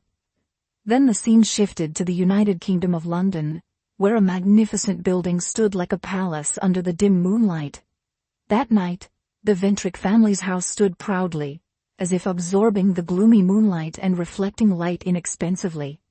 Inside the grand house, there were many paintings of mysterious figures wearing black bird-shaped masks. and there were even many terrifying black masks on display that were quite frightening to others. However, it seems that the owner of the house is actually very proud to be able to display those photos and strange decorations. In one of the rooms inside the house, a woman sat in the chair at the far end of the table, facing a standing servant. On the other side of the table, the woman asked the servant like this, "So please tell me what happened." The adult woman with blonde hair turned out to be the deputy head of the Adelia Ventric Labyrinth family. "The ones on the outskirts have been taken care of," the servant replied politely and professionally. "Good. Is there anything else you would like to convey?" The woman's facial expression looked very graceful and authoritative. "I am thinking of recruiting some competent people that I found along the way from the labyrinth back then. There are several people who survived the destruction of Clan Robert," she explained in detail. "She is quite strong," guessed Adelia. "You are right. I found them both in the range," said the servant seriously. "Well, if they are at that level, they deserve Ventric's blessing. Test their capabilities and send them to me," Adelia said with a satisfied smile. She was happy to have strong children to stand under her influence. "Understood," said the servant quickly and clearly. "Is that all for today?" Adelia asked about the important matter of the day. For a moment, the mature servant fell silent, as if reluctant to say anything else important. But finally, annoyingly, he said, "I have something to report about Rockdill." Then Adelia's eyebrows furrowed upon hearing the name of that arrogant young master. She seemed reluctant to discuss it as well, but she couldn't avoid it. "Has something else happened to them?" "Yes, that's what I heard. Desera was called to South Korea," said the servant with a serious expression. She shuddered at the thought of the psychopathic young man with scars all over his face, smiling with an evil expression. "Desera," murmured Adelia. Adelia even showed a furious expression when she heard the young man's name mentioned again. It seems that for Adelia herself, Desera is not a good and easily handled person either. Desera Ventric is a rebel and the most notorious troublemaker in his family. He has committed many crimes using the Ventric family name at the age of 19. He killed 5 people from Academy, England just because they argued with him. So when he turned 20, he was completely abandoned by the Ventric family. He has been living in hiding for years. Desera is going to meet Rockbill. Adelia seems to be seriously considering this matter. It appears that she is directly assigning special supervision to the 2 young men. "Please watch over him for Rockbill," Adelia ordered the servant. The mature woman clearly appeared cautious when dealing with the 2 of them. "All right, I understand," replied the servant, bowing respectfully. "And please inform Rockbill as well that if he is caught doing anything strange again, he will be expelled from this family," Adelia said with a serious face. Although she is a woman, her authority as a leader is clearly evident. "I understand, that's all for this report. I will leave now," said the servant, immediately withdrawing from the presence of Adelia, the family leader. "All those scoundrels have powers that they didn't acquire on their own. They don't deserve it," Adelia thought to herself. Her cold and sharp gaze showed anger and disappointment. Adelia gazes at a golden plaque. On the other side of the entrance door right in front of her, the plaque reads "All for One," which means all for one. So she thinks that power will eventually be hers. A smile spreading across Adelia's face as she thinks about it. She looks back to gaze at a large painting of a man with a mysterious mask. She mutters that the masks seek approval like this, confirming the Guardian constellation. Meanwhile, back to Valhalla. In a classroom, a male teacher is explaining the lesson seriously. If we define the term criminal, it is divided into 2 words, namely perpetrator and crime.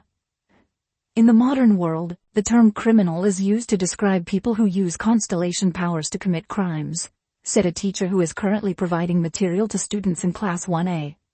Although they usually work alone, there are times when they form an organization of all organizations. The most terrifying of them all is the One God Group constellation, among others. The teacher continues to explain seriously, but Ju Hyuk at the back of the room is busy observing every inch of his body that has just been reincarnated into that weak young man's body. This body even though I can feel it getting stronger just from exercising. This body also has a talent for using mana, so thought Ju Hyuk, as he clenched his left palm tightly. He realized that the young man who currently possessed his soul was also capable of using mana well, although not at a genius level. But more clearly, this body is better than mine before. But it's strange. Even though this body is untrained, why is its condition so bad? Ju Hyuk's face showed confusion as he felt every inch of energy in his weak physical body when I circulated Q. On my first day, I almost failed to finish because my mana was less than normal. Ju Hyuk recalled the memory of the first day he tried to flow Q throughout his body. The young man looked very overwhelmed, even very exhausted, and his physical condition was very poor. I almost fainted after digging for a while. The young man remembered the memory of a few days ago, when he dug the ground to uncover his hidden treasure on the hill. But still, even though my body is like this, the situation shouldn't be this bad. Could something has happened in the past? Suspicions began to arise in Kim Ju Hyuk's mind. However, he didn't want to bother thinking about it and considered it unimportant. So he sat back relaxed while folding his arms behind his head. But at that moment, someone knocked softly on the corner of his table. Ju Hyuk turned to the source of the sound and found that Soyeon had placed a folded piece of paper on his table. Ju Hyuk took the note and opened it. Then he found a single word written on it. "Hey, what else now?" Ju Hyuk's face immediately turned grim when he read that single word. He realized that soon, there would be one more person who would disturb his life. Then the scene shifted to the evening. The setting sun began to illuminate things so beautifully. At that moment, the homeroom teacher announced some exciting news for the students. "This weekend, you are allowed to leave the academy. For students who want to go, please gather your separate letters for today's class only," the teacher said, closing the class straightforwardly, leaving the academy area. Jo Hyuk seemed interested in this idea, so eventually the young man made a permission letter to leave the academy. He wanted to go out on Saturday for a walk. That's what was written on his permission letter to leave. Barch from another dimension asked if he wanted to go. "Yes, I want to visit a place," Ju Hyuk replied silently. Then Barch asked where he would go. But before Ju Hyuk could answer, Yoo Soyeon suddenly called him. Kim Ju Hyuk was annoyed with this chatty girl. The young man asked what she wanted, but Soyeon only said she was upset because Ju Hyuk didn't respond to the note she had written earlier. Kim Ju Hyuk felt irritated, feeling like he was being played by Soyeon. Especially now, the girl was silent again. "Hurry up, I need to gather something so I'm in a rush," Ju Hyuk said as he lifted a piece of paper in front of Soyeon's face. Soyeon, who had become a quiet girl, suddenly stumbled as if every word she wanted to say was stuck in her throat. "Hurry up, say it, you weirdo," Ju Hyuk snapped. He didn't like beating around the bush and being teased like this. "Why am I called weird?"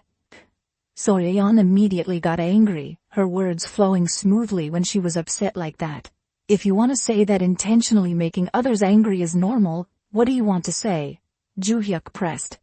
The young man really didn't like wasting time.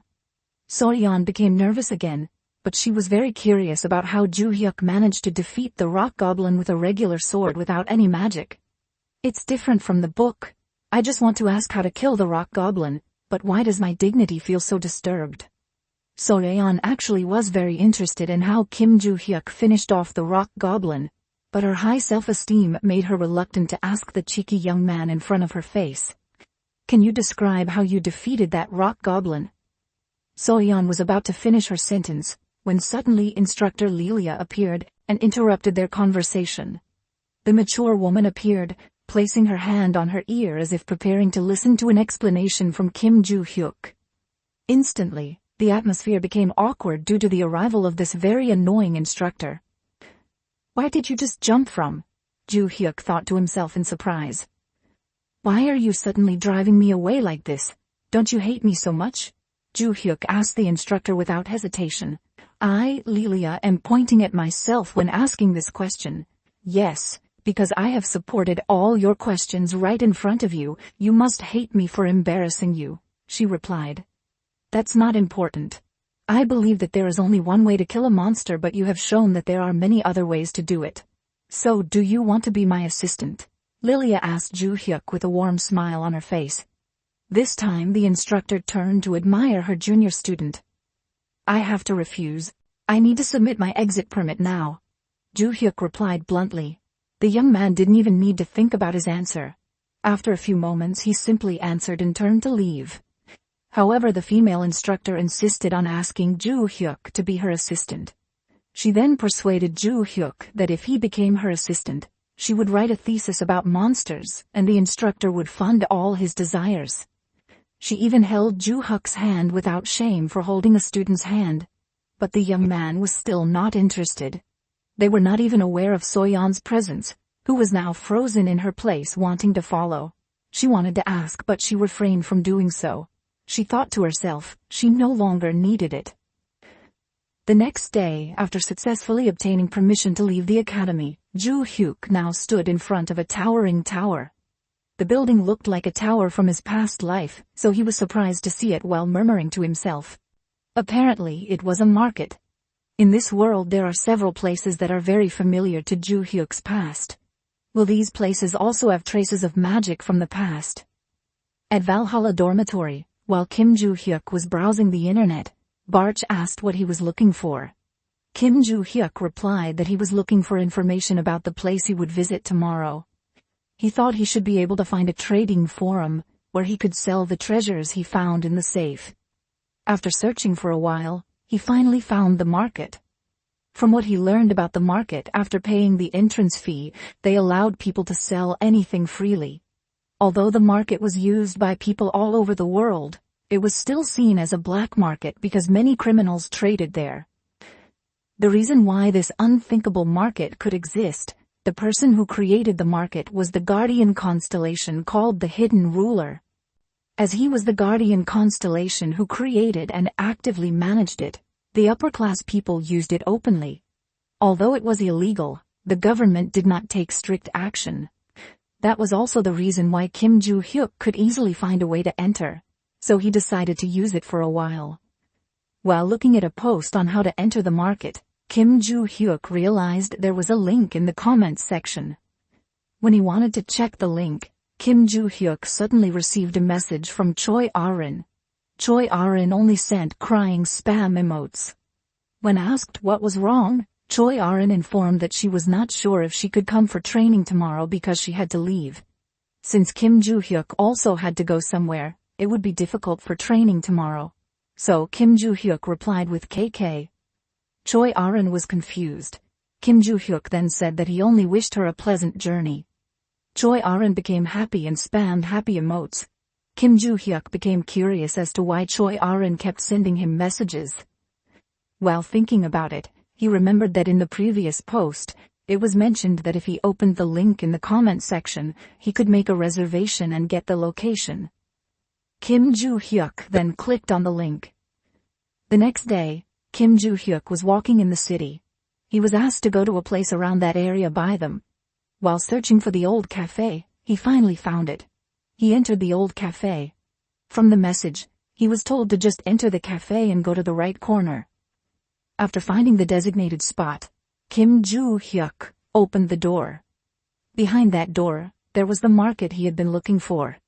While observing the scenery of this place, Kim Ju Hyuk felt strange. He was sure that this was his first time coming here, but why did he feel so familiar? Especially with the purple sky and cloudy moon. It all resembled the night sky he saw 300 years ago. After a while, someone approached Kim Ju Hyuk and asked if this was his first time coming here. Seeing the man in a leather jacket, Kim Ju Hyuk wondered if he was the employee mentioned in the post he read. He answered that it was true. The man in the leather jacket then asked if Kim Ju Hyuk knew how to use the market. Kim Ju Hyuk replied that he knew to some extent, and gave the man in the leather jacket some money. Kim Ju Hyuk utilized the money he earned from ranking first in the entrance exam.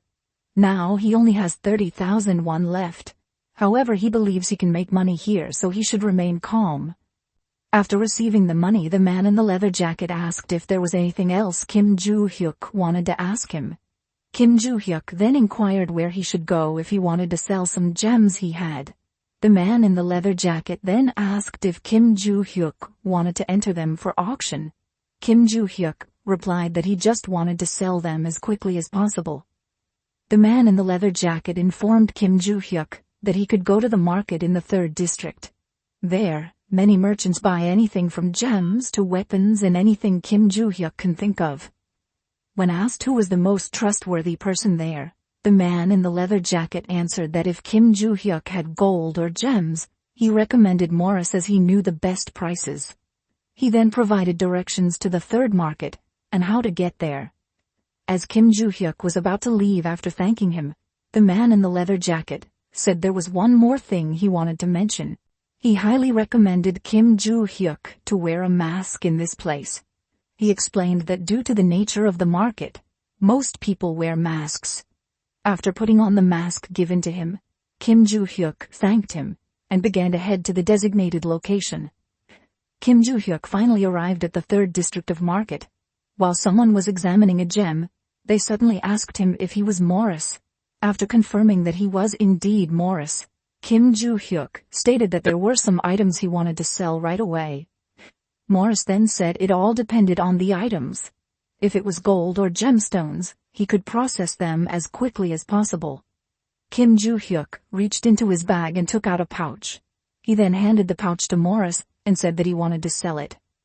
Upon seeing the contents of the pouch, Morris became curious if it could be a ring. But as he examined it, Morris was immediately shocked.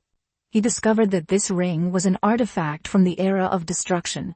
Kim Joo-hyuk found all of this to be troublesome. Therefore he asked Morris how much he could get from the auction. After Morris calculated, Kim Joo-hyuk was shocked to see the amount of money offered. He was amazed to see so many zeros. But after thinking about it he realized that it was reasonable because the jewelry was expensive in his past life, so he decided to keep it. Kim Joo-hyuk then asked how much Morris could pay. Morris said that it was just an estimate, but it would be different if Kim Joo-hyuk entered it into the auction. If he sold what he had, Morris said he would only get 3/4 of its value. After hearing that, Kim Joo-hyuk said that he would accept that amount. Kim Joo-hyuk's statement surprised Morris. The artifacts from the era of destruction, even though they were sold at a high price due to their age, had a very significant reason. It was all thanks to the constellations. Constellations that started to appear after the end of that era strangely reacted well to artifacts from that era. Therefore, ordinary people without power could make contracts with S-rank constellations, thanks to those artifacts. Morris thought, if he remembered correctly, he was called the Alchemist Zone. He was still active as a contractor based on what he remembered. After the second inspection, Morris was sure that this came from that era, judging by the way mana flowed through it. He realized that the magic released at the end of the era of destruction seemed to still be attached to the artifact. Artifacts from that era had that mark. He didn't expect that he could buy 8 artifacts from that era at a cheap price. Morris felt that today was his lucky day. However, suddenly, someone approached him. When he saw that person, Morris was very surprised. After leaving the market, Kim Joo-hyuk took off the mask that was given to him. He felt very uncomfortable wearing it. He then thought that if he remembered correctly, if he went through the entrance he used, he should be able to return to the original location. After looking around, Kim Joo-hyuk was convinced that this place looked like the cafe he entered. He then checked his transaction history. Seeing the money he received, Kim Joo-hyuk thought that his financial problem had been solved. He didn't expect to get this much just from the 8 rings he took from the safe. Although he ran out of money, Kim Joo-hyuk still had plenty in storage, so he thought he shouldn't have any problems from now on.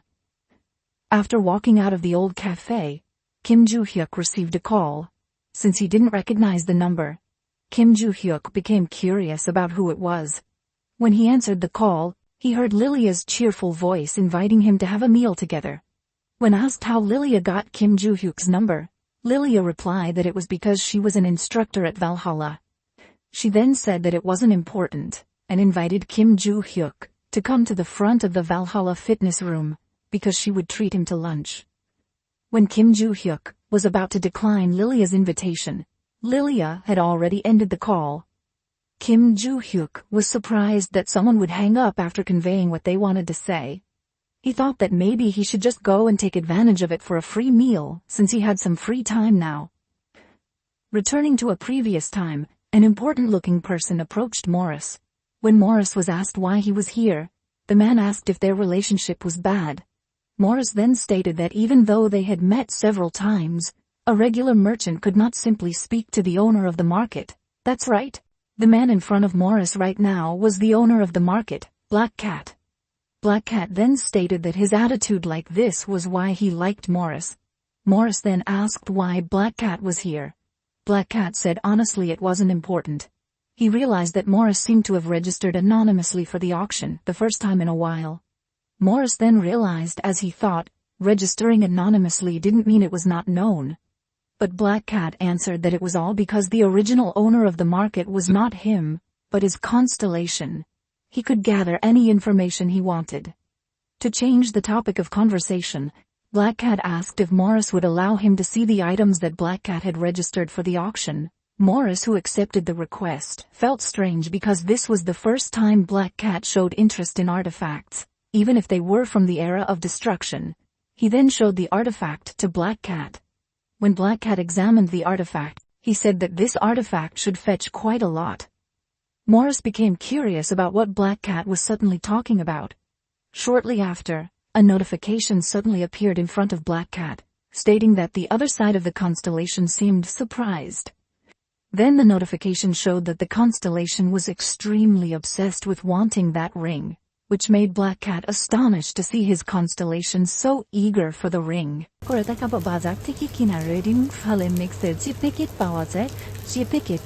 আমরা সবাই জানি হালিম চুরি করাটা ঝামেলার ব্যাপার, তাই আজকে আমি আপনাদের সঙ্গে একদমই সহজভাবে চুরি করে দেখাবো।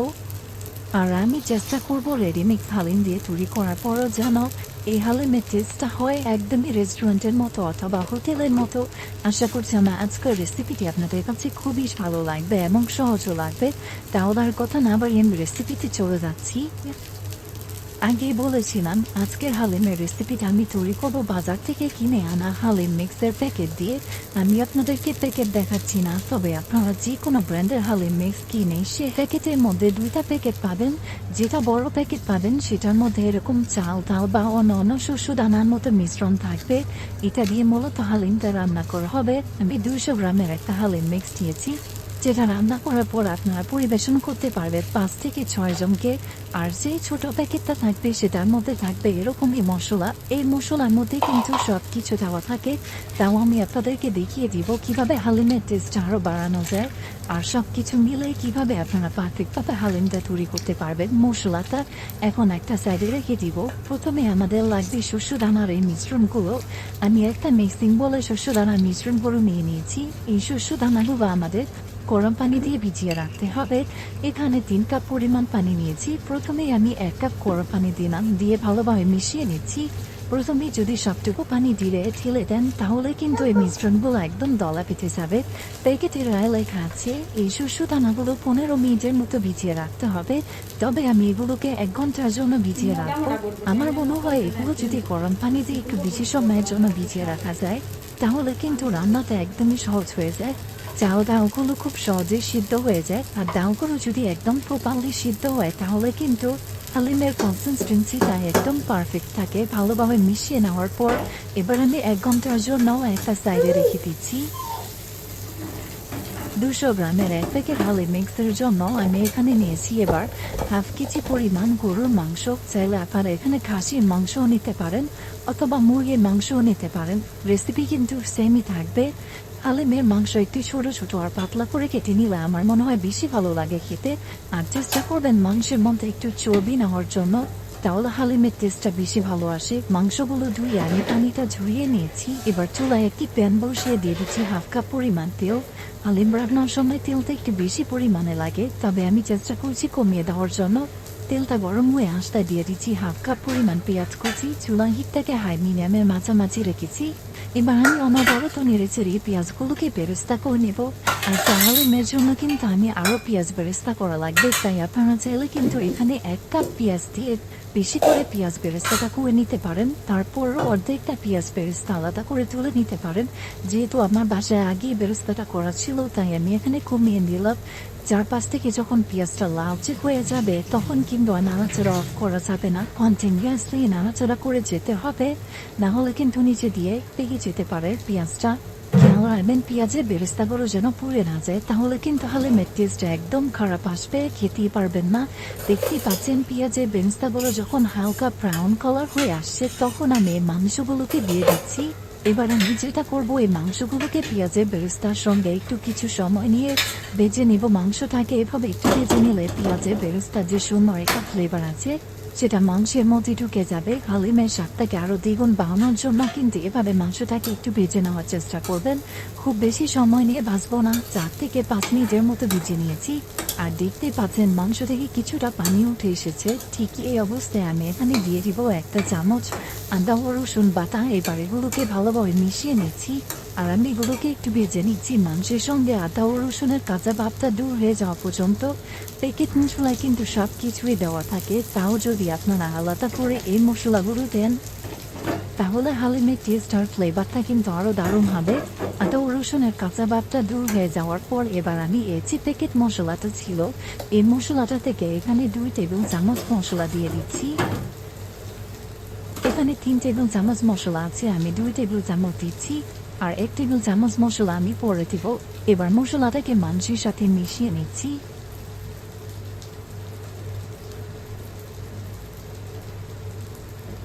মশলাটাকে মাংসের সাথে ভালোভাবে মিশিয়ে নিতে হবে।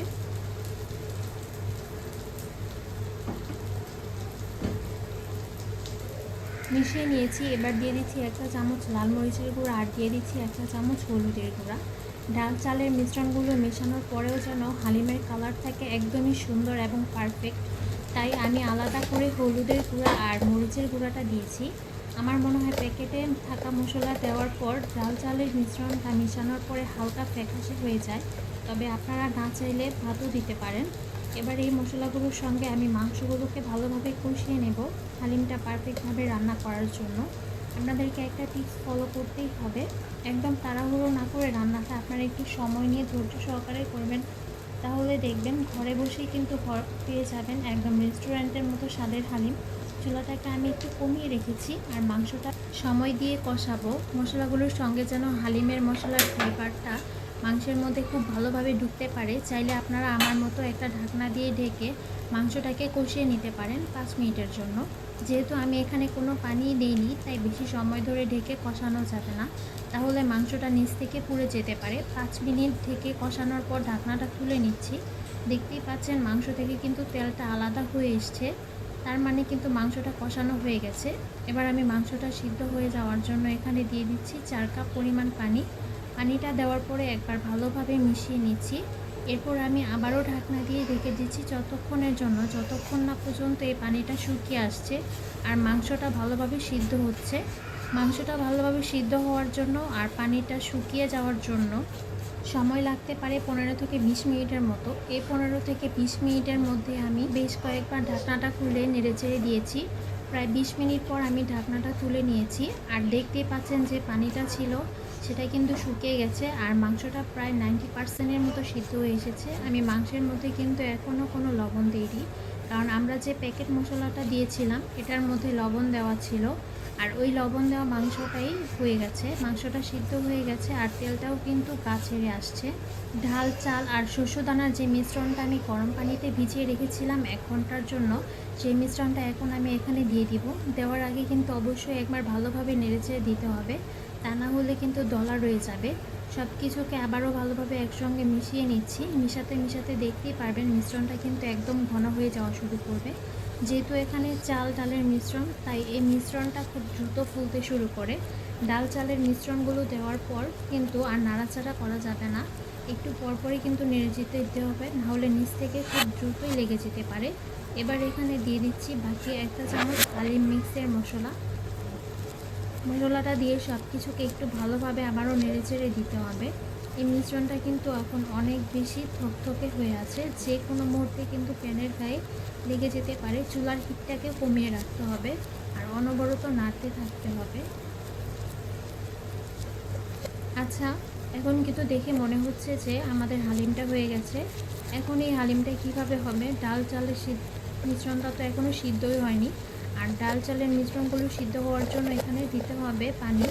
এবার আমি এখানে দিয়ে দিচ্ছি 3 কাপ পরিমাণ পানি, অথবা চাল এবং ডালের মিশ্রণগুলো সিদ্ধ হতে যতটা পানি লাগে ততটা পানি দিতে হবে।